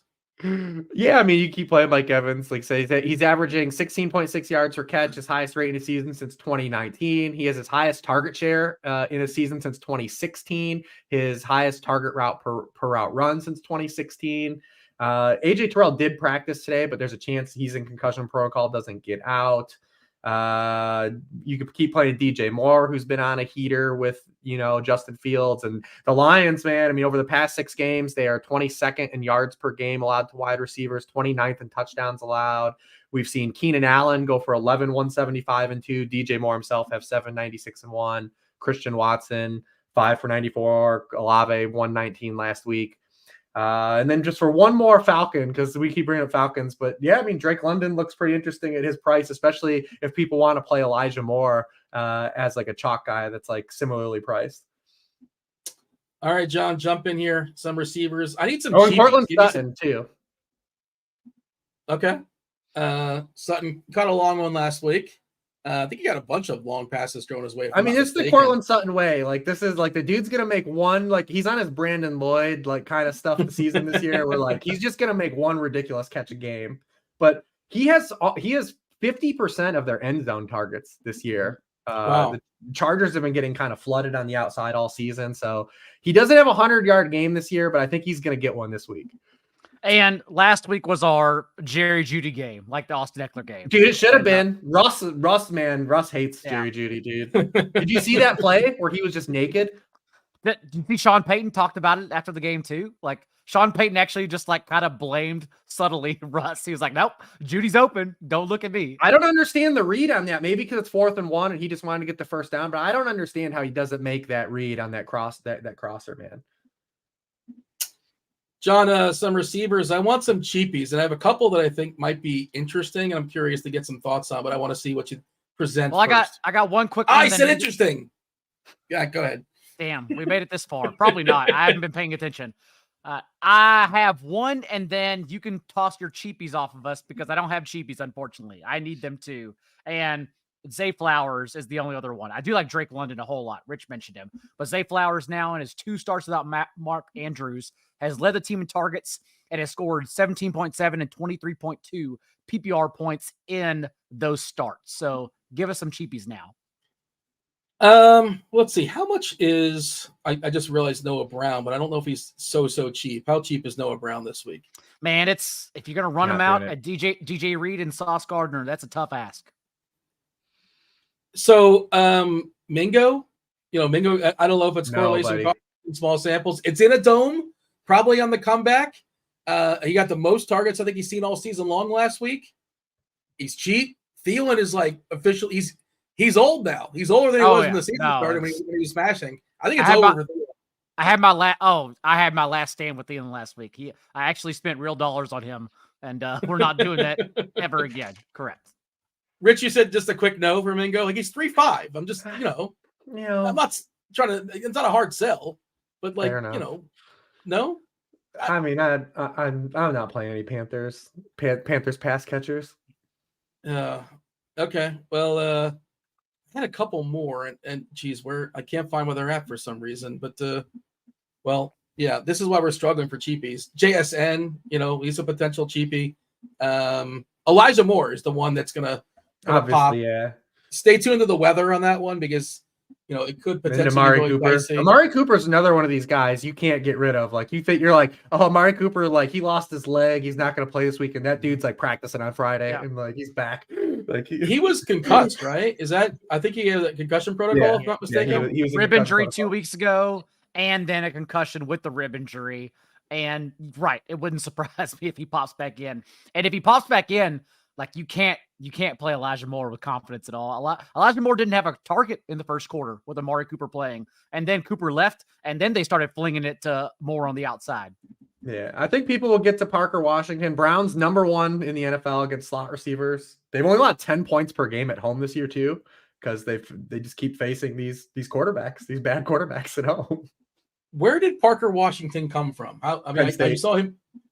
Okay, but I mean, was this guy like a? No, Parker Washington is a baller. He was, I believe, the youngest wide receiver in this class. He just played with Sean Clifford in college, but he's a good player, man. Okay, he's just a pure slot though, but he can ball. You think Beathard is Beathard feels like a guy that likes to work in the slot, like those 5-yard passes. Beathard cannot ball though. That's he's fine. I mean, I'm not. Yeah, and I mean this. The Browns defense is weird because like they're super bad on the road and they've been really excellent at home. Like they were also a little banged up last week. Yeah. Myles Garrett. Denzel Ward's coming back this week. Yeah, I think they're getting healthy now. That's my read on it. Kirk obviously got hurt. If you missed that, TJ so eloquently saying in the chat that his nut exploded. I don't know if that was. Do we have confirmation on that? But that's actually the medical term, right? Okay, exploding. Yeah. It shouldn't joke. That's got to be brutal. We feel for him. I saw it was a groin, but I guess that makes sense too. Right? On a 26-yard catch too, the dude hauled it in, and like his groin exploded, or the abdomen. Can I tell you? I had Christian Kirk over 825 receiving yards this year. This is why you don't bet those overs, folks. This is why you bet unders. Be boring. Yep. I had Christian Kirk. Sutton's touchdowns though, which cashed in like week 6. Nice.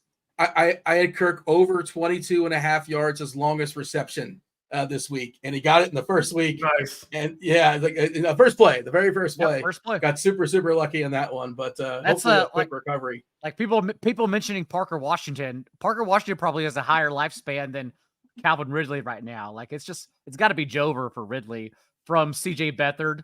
Not pretty at all. Rich, don't you know the move when your player gets injured? You just tweet at DraftKings or at Fanduel. Avoid the ticket. How am I supposed to account for injuries? I didn't know this guy. What? It's a violent sport. You didn't tell me this. That's like your thing, right? Don't you like quote tweet all those people, do you? I don't root for injury, but my favorite thing when somebody gets injured is I go to like the mentions for FanDuel and DraftKings, and it's always whoever was just got hurt. Yeah, it was trending. Wild. Refund. It was literally trending this past week. Was Kirk refund? I believe is what it was.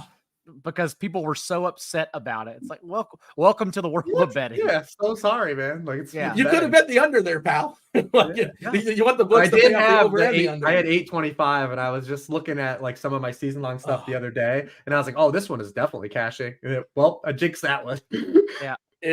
It is the worst. Like it's I understand the frustration, and there's so many new I'm not bettors frustrated now. by it. I was saying pour one out. Yeah. Also, Well, I understand why the general he public lost is his annoyed. nut. Like pour one Exploded, out. I heard. It's worse for him. Somebody that's lost like $100. Yeah, I'm sure he would change seats pretty quickly if given the option. Tight ends. Rich, you drew the lucky straw here. Pitch some tight ends to us. You said optimal, Dean. You tell me to pick a tight end. Dean, you said optimal. It's another Brown. It's funny though because I ran the RG stuff, the RG projections, and I ran the Blitz projections, and I was getting two different guys. According to I assume that the grinders have Brevin Jordan still projected, so like he's probably popping. No, well, we have Njoku being the top guy. I'm trying to see if we have. I thought you were going to say Harrison Bryant too. No. Njoku is still 4-1, and the second most popular guy on the RG projections is the number one popular guy on Derek Hardy's the Blitz, and this is the play you're not going to want to play. Kyle Pitts. Yes, there it is. Falcons week, baby. We named every Falcon. We have talked about literally every Falcon. You're right. He's 3-7, but rightfully so, right? Like, shouldn't he be 3-7? He might be overpriced. Yeah. Well, again, like this is like the one guy like DraftKings like adjusts, right? Like we talked about Thielen last week, right? It's like, oh, I want to play Thielen, like the matchup might look good, but I'm like, dude, like they haven't changed his pricing. Like John's talked about Eckler, like there's no discounts, but Kyle Pitts, like everyone dropped him. Like he's like, I think is he 4 something too on FanDuel? What is he on FanDuel? 5-3. 5-3. Yeah, that's too expensive for me on FanDuel. And it's not like his role has changed at all. He's still doing the same exact thing. He's still literally top 2 in the league. I assume Isaiah Likely is probably hitting in the models too, although he has not been good in any game Mark Andrews has missed so far this season. Yeah, he's hitting some, led but not the team a lot. Receiving yards. Don't pay attention that it was 40 yards. Ignore that part. But he still led the team receiving yards. Josh in chat saying Komet. Komet is the third most popular tight end hitting the optimals right now on a Wednesday nights. It's Komet a pretty fair pairing with Fields. If Fields is going to be popular. All right, I'm gonna walk outside some. Sunday morning. There's really no other choice. I have to walk outside. Yeah, it's probably is Chicago one of the 3 teams that's going to be as far as weather. I ran them down. I think Chicago's one of them, right? Yeah. Thank you for listening to the show, Dean. The game opened at 46 total, and it's already been slammed down to 40. Like the total is just crushing. It's just going up. Well, what's interesting is that, again, this is raw support on a Wednesday, and this will change, but that one is just yellow for what it's worth. He just has like likely dry, winds 10 to 15 miles per hour, gusts at 20 miles per hour, temperatures around 40 degrees, minor impacts. My only concern is I may have PTSD, but the last time we did this, Lions and Vikings and Lambeau, or not Lambeau, in Soldier Field seemed like a great spot. I walk outside. It's 46 degrees and sunny. I order my iced oat milk latte. It was absolutely delicious. I come back in. I start building Justin Fields stacks with Justin Jefferson running back. And then when the cards turn, I suddenly have 16% Justin Fields in tournaments. I don't want 16% Justin Fields. Like I want 7% Justin Fields. And so if everyone's waiting on this game for the cards to turn, I'm just going to avoid this game. It's kind of the way I'm looking at it right now. Some other cheapies being nominated in chat as far as receivers. I'm just thinking now Jennings or Tillman if Cooper is out. And that's, I guess, Jawan Jennings. We don't need to go. Does anyone want to answer that? Jawan Jennings plays for the 49ers.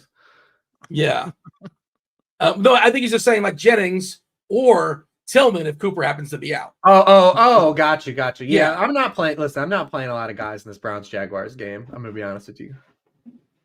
If not the optimizer for tight ends, anything else that we want to mention when it comes to, you're going to be able to get Hawkinson really low owned. Kelsey's probably not going to get that heavily played. I saw someone bring up Tanner Hudson in the chat, and like I want to get there, but like he doesn't play. Like he ran 10 pass routes. Yeah, he didn't even play this past week. Yeah, he's the guy that keeps like getting targets though. Like he had 4 for 35. But, like he ran 10 pass routes. Like when he's in the game, they actually throw to him. But like the problem is he's not playing, and it's one of these situations like just play him. That's not like what are you getting out of Irv Smith? We are projecting Schultz in, by the way. That's why Jordan is not popping. Oh, okay. So that would move. But we're currently projecting Schultz to be back, so Jordan not in play. But I'm sure because it's a funnel. Schultz, I mean, the Jets, because that's the one thing that when people talk about like Pitts and like how he was huge last week, and Daigle even talked about a little bit James Cook, but like the Jets, you have to remember, like dudes, nobody throws their wide receivers against the Jets except for the Dolphins because their guys are faster than everybody.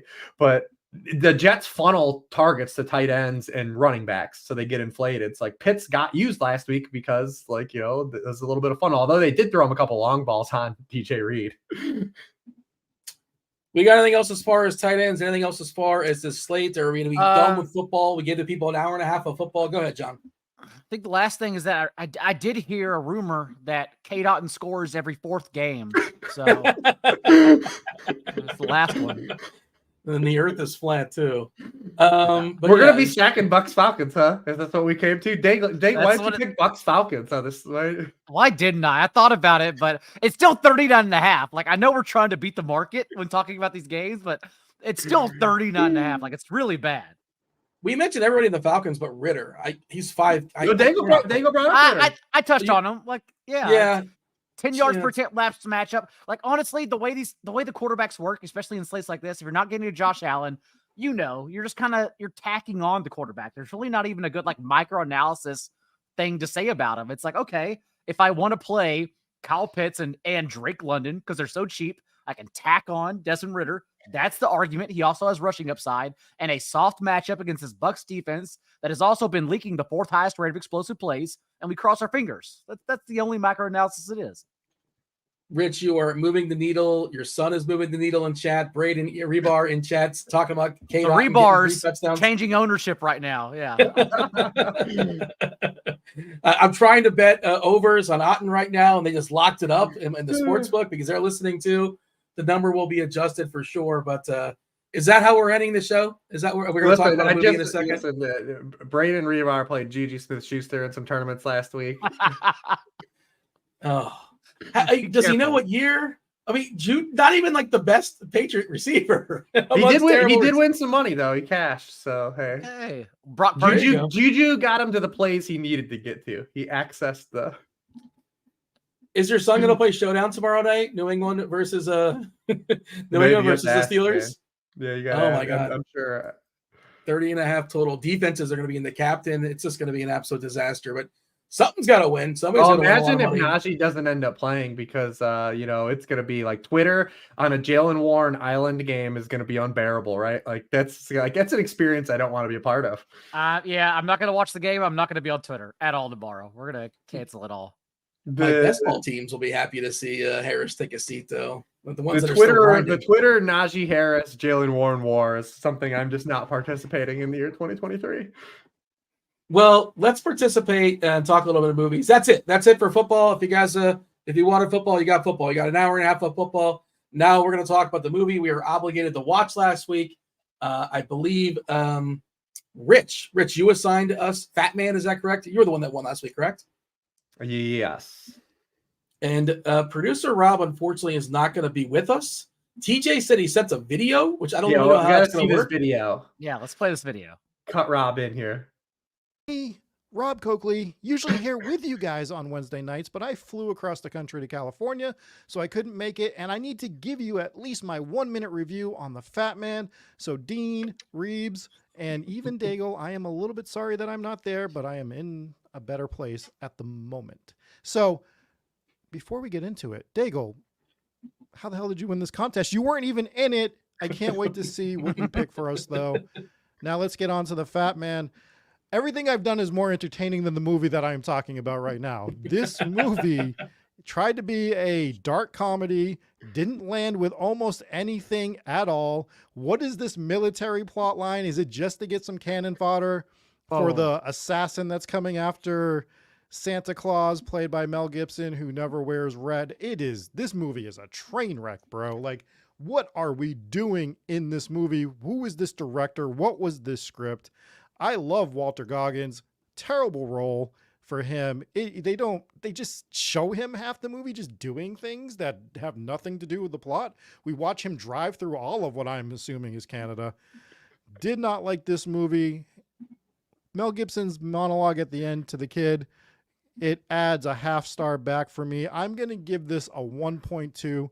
Go out of your way not to watch this movie. There is no real redeeming qualities, and it's boring. If you're going to be bad, at least be fun. And it's not. Guys, can't wait to hear your scores, and I will see you. Wow, voice messed up there. I'm going to leave it, and I will see you next week. Bye. All right, so we saw Fat Man starring, as Rob told you, starring Mel Gibson, as well as Walter Goggins. According to Rotten Tomatoes, this is the summary. To save his declining business, Kris Kringle, also known as Santa Claus, is forced into a partnership with the U.S. military. Making matters worse, Chris gets locked into a deadly battle of wits against a highly skilled assassin hired by a precocious 12-year-old after receiving a lump of coal in his stocking. And I don't want to just go off on the rant, but that you read that, and it's like, oh my God, this is going to be fun. It's going to be completely ridiculous. It's going to be completely absurd. It's going to go off the rails. It's just going to be total nonsense. You don't ask any questions, like a popcorn movie. And Rob really hit on it. It was boring. Like they didn't lean in on like fun. They had no interest in having any fun in this movie. I don't know if you saw Violent Night, another Christmas movie, with a Santa Claus guy, and they leaned in on the fun. They had a great time, and it was just it was over the top. And this was just like nothing happened. This could have been done like in 8 minutes. This entire movie, the entire plot could have been done in 8 minutes. I will yield for now, but John, jump in here as far as Fat Man. I wholeheartedly agree with Rob's take, and massively disappointed. I thought it would be fun, and I could not believe, if anything, that there should be like some winking at the camera, some jokes, and it just didn't happen. Within 30 minutes, I wrote in my movie notes a lot of meat on the bone here, because it should have been more wacky. They had a lot of room to goof around, and I genuinely love the premise. I don't understand why Christmas was failing and we need to hire the military to a 2-year contract that actually in the end became a 1-year contract. Like they actually just negated the second year. I don't understand how that happened either, but I loved it. I thought, okay, this could work. Actually, we're finagling our way to Santa needing the military to understand his ways of efficiency. Thus, this makes a lot of sense. But then, yes, the angry kid. How did he hire the assassin, who is Walton Goggins? It's probably like cherry pick this role too, because it's kind of perfect for him. Why wasn't it more fun? Why wasn't there more jokes? Why was it trying to be an action movie when it wasn't even like a Fast and the Furious action movie? It was like a dramatic action movie. It didn't need to be this at all. I think that's what I was most frustrated about, honestly. Rich? Dude, when Rob brought up about like this stuff, like I don't understand why we were just showing like Goggins go through all this stuff. Like he went to like bought that hamster wheel. Like, what are we doing? Like, why is this in the movie? Like, why is this even in the movie? Yeah. Why is any of this in the movie? Like 90% of it's like, nothing's happening here. What is happening? My expectations were pretty low, but my expectations were low under the premise that, I thought it was going to be like goofy bad. Like, it just never was goofy. It tried to be like a dark comedy and be serious. The only thing that I liked about this was Mel Gibson's relationship with his wife. The only thing I liked, that like Santa had like a real like hardship, like real relationship. That was the only part that I thought was like redeeming. I don't understand the whole premise of how he's operating. Oh, we should have did a spoiler for this one, just because in case people were listening in the car and they do have kids, right? Like, we are talking about is that time of year in case there are young kids. Oh yeah. So spoiler now. Spoiler now. If your kids are in the car, please turn this off for all the reasons above. I remember I did a podcast with Harmon a couple years ago, and he said something about Santa, and he was like, "Man, we should probably take that out. Like, someone might be listening to this." Like, and I was like, "Yeah, man. You don't know who people listen to in their car. Probably not to this show in particular, because we get a little loose-lipped at points. But pre-spoiler there." Yeah, Dean, go ahead, because genuinely. But also, wait, the one thing I wanted to bring up in the mid thought there was that what's like the actual business of Christmas? I don't get it. Like at one point he's like calling Elon Musk, like trying to get business, like are like people infringing on like Santa's territory and making their own toys that he's not delivering. Like I don't really understand what's going on here. And why is it? Why is was it Christmas profitable? failing? Like why was Christmas It failing? costs too much money to give out. What money are you making? Like, what's even like contributing to the positive? Like you can actually like. How I did didn't you get your understand that. contract? It makes no sense at all. Where does your salary come from to begin with? Like at one everything. point they try to go into like this plot line of like where Christmas is failing because there are no good kids in the world anymore. And like that part's kind of interesting, but they don't do anything with that. It's like that's like a business aspect, and I don't understand the business model. Like, but that would be good for business. You have to buy less toys. It costs less money to manufacture toys, and the kids are bad. But the only good bit they did is when that elf disassembled that bomb. So it was like the only good bit they did. But they had already lost me like 30 minutes before that. But yeah, like, I was already out. I was just powering through. I do also. I want more backstory the most to the Mel Gibson Walton Goggins stand down whenever he says like, how did you think I get this job? Not because I'm fat and jolly. And then they started firing guns at one another. Okay, let's hear who else attacked Santa. I would love to know that. I want the backstory of that portion as well. I'm just frustrated, Dean, because again, the premise is actually great. I kind of love this idea. It could have been fun. I think the cast, oddly enough, is perfect for this idea, but the director, the script writer, let them down entirely. There could have been so much more here. Stay in your lane. Like they're trying to teach us a lesson. They're taking anything that's fun in this movie. Also, the movie's called Fat Man. Jolly St. Nick's. He's not fat like Mel Gibson's. He's not like svelte, but make him fatter. Like give us like the Santa Claus thing or something like that. I think he's a good Santa though. He's a fine Santa, but like they didn't like fatten him up, give him like the Nutty Professor treatment or something like that. I don't understand. That's a nitpick maybe, but like. And that's traditional. What are they? Jolly St. Nick, and then they call him the Fat Man. Yeah, sure, but like he wasn't that fat. He wasn't fat enough to be the Fat Man. Is what I'm saying. That's all. That's one of my issues among many. I'm not sure if anybody in chat has actually seen this movie. I mean, that hand cannon he had was pretty cool, but that was it. Oh, the Mrs. Claus hand cannon was the best. We got the double action revolver she had. It was disappointing. We got to put a grade on it. We got to do the Rotten Tomatoes. We got to do the IMDb. And I had to pull the page up, so I'm gonna, I can't participate. I'm not gonna say anything because I was just gonna make a comment, but I don't want to sway the numbers. Let's go IMDb first. Rich, put a score on it from IMDb for Fat Man. 5.5. All right, John. Man, I'm so pissed. It should have been good. It should have been special. Yeah, it should have been. Down. It should have been. Like it's great. It's actually like great. It's so great in premise, and I even had fun for a few times. But man, they could have done so much more. I'm gonna say lower, 5.1. But I bet it is between 5 and 6. It is. It's a 5.9 on IMDb.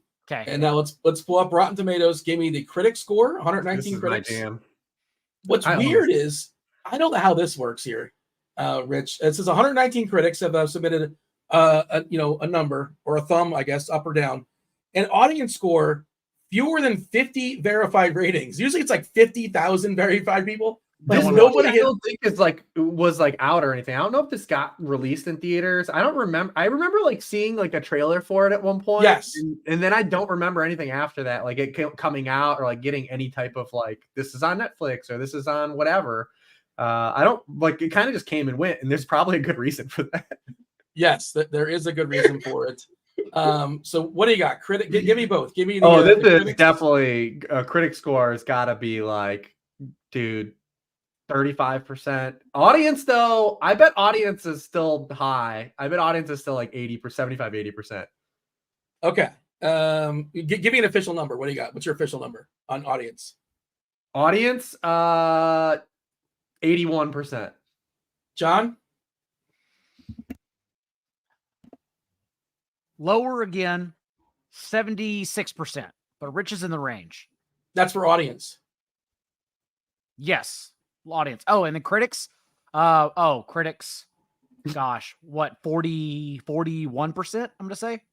Oh, you guys together, like both, you guys swept the Showcase Showdown. You would have got both prizes because 44% for the critics. That's higher. 119 critics.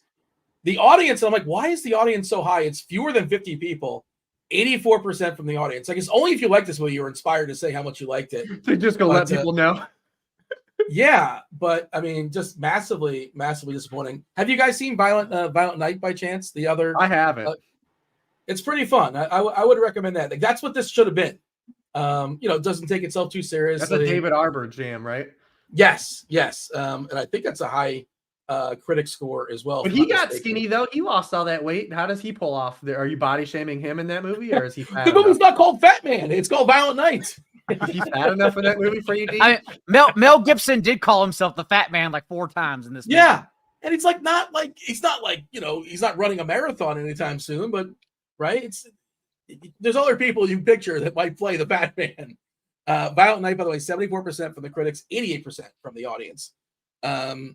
We got to put a score on it ourselves. Rich, you want to go first? You give it a tight end, right? What terrible tight end are we thinking of? This is for me. This is a Kyle Brady. If you remember, former first round pick. I think Kyle Brady was the 9th overall draft selection when he came out, and just was a completely boring player his whole career. Jaguar. I think he finished up with the Patriots, but like this guy did nothing in the NFL of note. And he should have been fun because that's why I equate this movie, right? He was a high draft pick. There was expectations, and just was boring. It's last week I thought we could not top Randy McMichael. Gotta mention, and this week we did. You topped it. Kyle Brady, who played in the NFL. I'm not gonna fake the funk, Dean. Don't fake the funk on the nasty dunk. Yeah, I remember Kyle Brady too, and like it's funny. I don't remember one thing about him, which is kind of the point. Yes. Like Penn State tight end. What's the most yards Kyle Brady in a season? It had to be like 650 or something. In the year 2000, it's a Conan O'Brien bit, he had 729 yards. So there you go. Yeah. He played 15 of 16 games for Jacksonville. But how otherwise, many career touchdowns did this guy score? A career high in one season was 5 in 1998. That sounds total, right. 25 touchdowns. But again, he played like 13 seasons. So he just kind of hung around. Yeah, so not very fantasy relevant. And basically, he might have had a week here and a week there, but not something we're excited about. John, you got a score for Batman? Should be higher, but I'm going to take into account the 5.9 score of IMDb, and I'm going to go 5.9 for my score as well, out of 10. We're being helped out here in chat. This movie did not make $300,000 in the. Yeah, I think how it was much in the did theaters. Goggins and Gibson make? More, I would imagine. I mean, Gibson obviously not getting what he used to get, but I'm assuming the movie was a flop. I don't know. Maybe internationally it's like huge in Japan or something. I couldn't speak to that. I have no idea. But John, you are up. You have the bar is low. We got to do better. I don't know if you want to stay on the Christmas theme. We were talking Christmas. He's getting props. Is he going to get props or something? He's still going to get props. I don't know. He left. Oh, did he just take off? I don't know. Maybe he was so disgusted by Batman. Keep an eye on the private chat, Dean. Come on. I assumed he was going to get some kind of prop or something. I don't know. Oh, we got to kill some time now, I suppose. Okay, yeah. He says he's got to, let's see, he's got to list these movies I'm offering for the next week. Okay. Oh, he's got to use the bathroom really quickly. Okay. We can kill some time. But your favorite Christmas movie of all time, Rich? We talked about this pre-show. Do you have one that's like a go-to every single year the family gathers around? I would say I would rank Home Alone relatively high because just I was the perfect demographic. Obviously, when that came out, recently obviously love Elf like a lot of people. Throwback, obviously Christmas Story, which was filmed near where I am.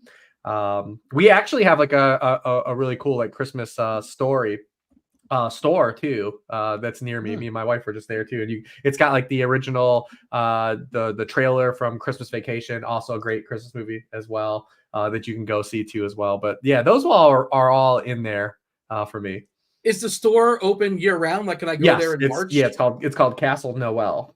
Okay, yeah. When you can do like a tour. I went to UCF, and outside of UCF, outside of Orlando, there's a city called Christmas, and like they have like I don't know how many people are in Christmas. It's a small little town, but like the same sort of deal where the town I guess survives off of people shopping for Christmas stuff. So you said you were already there. Is the tree already up for you, Rich? You one of those people that puts it up right after Thanksgiving? Oh yeah, my wife is Black Friday. There you go. Like clockwork. There's something you'd enjoy, Dean, in Chicago that pops up from the end of November until the 1st of January called the Chris Kindle Market. I don't know if you've ever heard of it, but it literally is basically the state fair of Chicago, but Christmas themed and only for 1 month. Like they even throw in all the food, all the drinks, all the decor, the crazy food too. Like, your bourbon hot chocolates and everything else. They have German and Austrian wine tasting. It's just like this. Just imagine all the food and drinks you want inside of a little area in Chicago for 1 month only. There you go. Sold. I assume you're going to be going? Oh yeah, Friday. Absolutely. You going by yourself like you like to do sometimes, or not to the Chris Kindle sure Market? We'll go enjoy it with friends, but definitely loading up on pretty much whatever they would like to offer me. You got some props for us, or you have some selections? You're going to give us some choices. He's just using the bathroom. I thought for sure Daigle was getting like some props or something, like he's known to do sometimes. Okay. No props. I literally just needed to run to the bathroom because this show goes 2 hours. That was my fault. We got to get catheters for this show for sure. We go way too long. But John, old. what do you got? Have you decided on a movie? Are we still thinking about it? You're going to give us some options? I wrote them down, and I kind of feel like, although it was a good idea, Rich presented a good idea to the table, we were still left empty-handed. Like I still wanted more. So I'm going to keep with the holiday theme, and we're going to try this again. We're going to try this one more time. So I have 5 selections for y'all. I'm going to let you choose between them. 5. Yeah. We're extending this because we want to get it right. We don't want to be let down like Fat Band. So we'll go with first option is The Night Before. And maybe we got there last week, right? The Seth Rogen film. Night Before is one if you want to go comedy range. I haven't seen it. If I have, I don't remember it. So that tells you everything you need to know. But there's that. There is the Jason Bateman one that I didn't know existed called Office Christmas Party. Mm-hmm. Don't know if anyone's seen that. Yep. There is Silent Night. Well, we both just said I didn't see Violent Night. I just saw it, but like Silent Night. Oh, Silent Night. Silent Night, I believe, is a thriller. Look up the theme, Rich, and read off the description. Silent Night. It's a John Woo movie, and Joel Kinnaman's in it. It looks relatively new. Keira Knightley as well. Matthew. It's a 2023 movie. Yeah, Christmas. Is it a Christmas movie?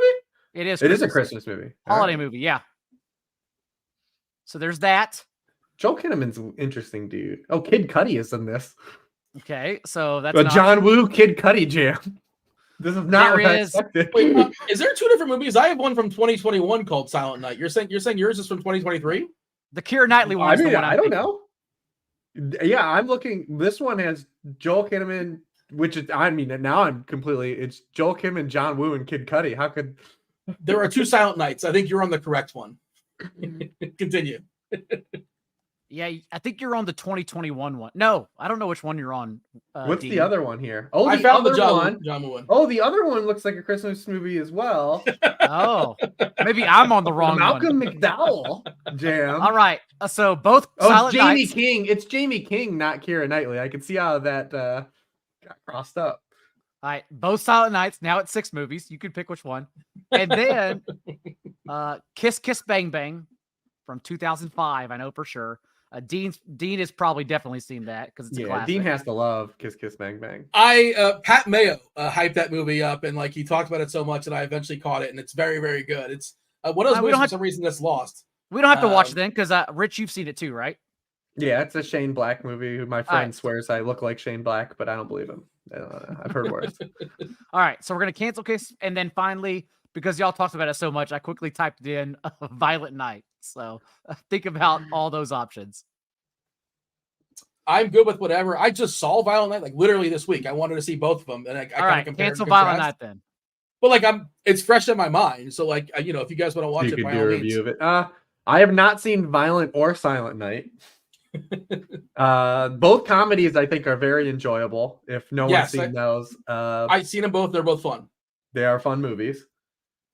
If you've seen it both, then maybe all of us, chat included, should do Silent Night. But where is it streaming? Which one? Look up the new one first, since they're both holiday movies. Look up the Keira Knightley Silent Night and see where it is streaming.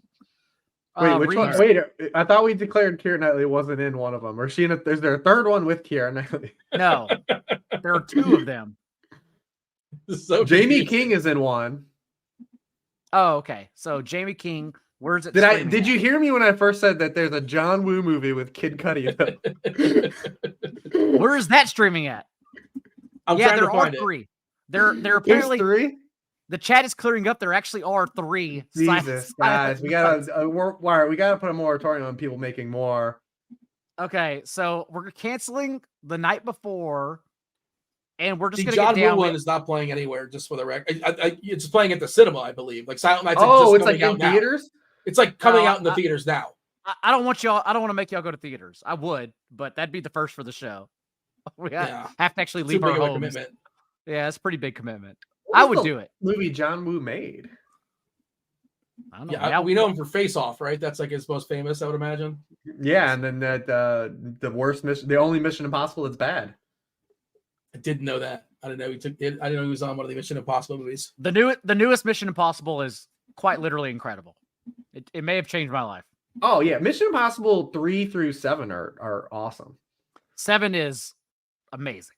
So good. I like the Philip Seymour Hoffman one. That's the one. I don't know what number that is. That's the third one. That's when they rekindled itself after John Woo killed it. I'm confused on the Silent Night. I don't know what we're watching here. I don't know. Not the one that's in theaters. There's so many Silent Nights. Not the one that's in theaters. So another one. It's too confusing. So John, you had this plan. You're like 5 or 6 movies for us, and we still can't get one for some reason. What are we officially locking in? We got to step aside and get out of here. The people have been hanging with us for 2 hours. We do appreciate that. TJ, producer TJ's had a long day. I think 2021 Silent Night is what we're going for. That's the one with Keira Knightley. Okay. Which is a thriller and a holiday movie. All right. Did you want to give John? What is your favorite Christmas movie? Did you happen to have one off the dome? Is there a chalk pick for you? Rich gave the chalk. It's the cliche, Die Hard and Elf. Those are my 2 favorites. There you go. Those are pretty solid answers. According to the chat, by the way, Supavash is saying Hard Boiled is the best John movie. Oh yeah, that movie rules. I've heard of it. I don't know if I've seen it before, but I've definitely heard of it. But you should watch that, Dean. Watch that instead of Silent Night. Well, it's John's call. I don't want to step on toes. Whatever you want us to watch, we're going to watch. Which one? What do y'all want to watch instead? I don't know, man. Listen, I don't know what Silent. I gotta watch every Silent Night just to cover my bases here. There's 32 Silent Nights, and I gotta make sure I watch the right one. I kind of want to make everyone go to the theater, but I don't want to because that's mean. That's like a new grounds for the show. What are we doing here? There is a Keira Knightley Silent Night. I think is that what we're settling on, because that is both a holiday movie and a thriller. I guess is that where we're locking in, John? It says it's a black comedy film. Okay. It's an apocalyptic black comedy with Keira Knightley, and it's a holiday movie. I say let's go that direction. All right, that sounds good for me. 2021. John, does that work for you, Rich? Yeah, I mean, listen, I participate by the rules of this that we've established. I will watch what you guys put out. 2021. Although Daigle was not in the actual tournament. Yeah, like you said, there was an asterisk by it, but this is what I would have played, is what he said. I play my single entry lineup every week in that. Why else would I show y'all a Kenny Pickett lineup? Don't blame me for letting Kenny Pickett beat y'all. It was a rough week for you. I think I had Stevenson, if I'm not mistaken, in that lineup, but doesn't matter. We'll bounce back next week. We'll sign a movie for the people, but John, tell the people where they can find you as far as the socials. I know they know, but there's like one person. Like we're gonna get more of this John Daigle guy. You can find me not in theaters watching Silent Night, but at home watching 2021 Silent Night, since there are apparently 3 of them, although I am interested in the John Woo one now. You can also find me at NotJDaigle on Twitter. And you don't need my redraft content anymore because like it's you know what your team is, but I still tweet about it sometimes. And if you want to ask me a question there, that's cool too. Rich?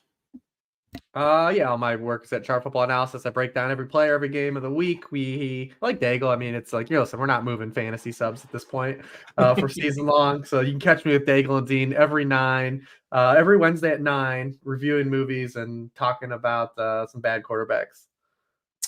Do appreciate y'all listening, sticking around for the 2 hours. Good luck this week for Rich, for John, for producer TJ, for John Woo, for Silent Night, for Kyle Brady. All of them. I was Dean. Thanks for listening. Go win something this week. Come back with us for week 15 for the season-long playoffs. There you go. Good times. We're out of here. Oh!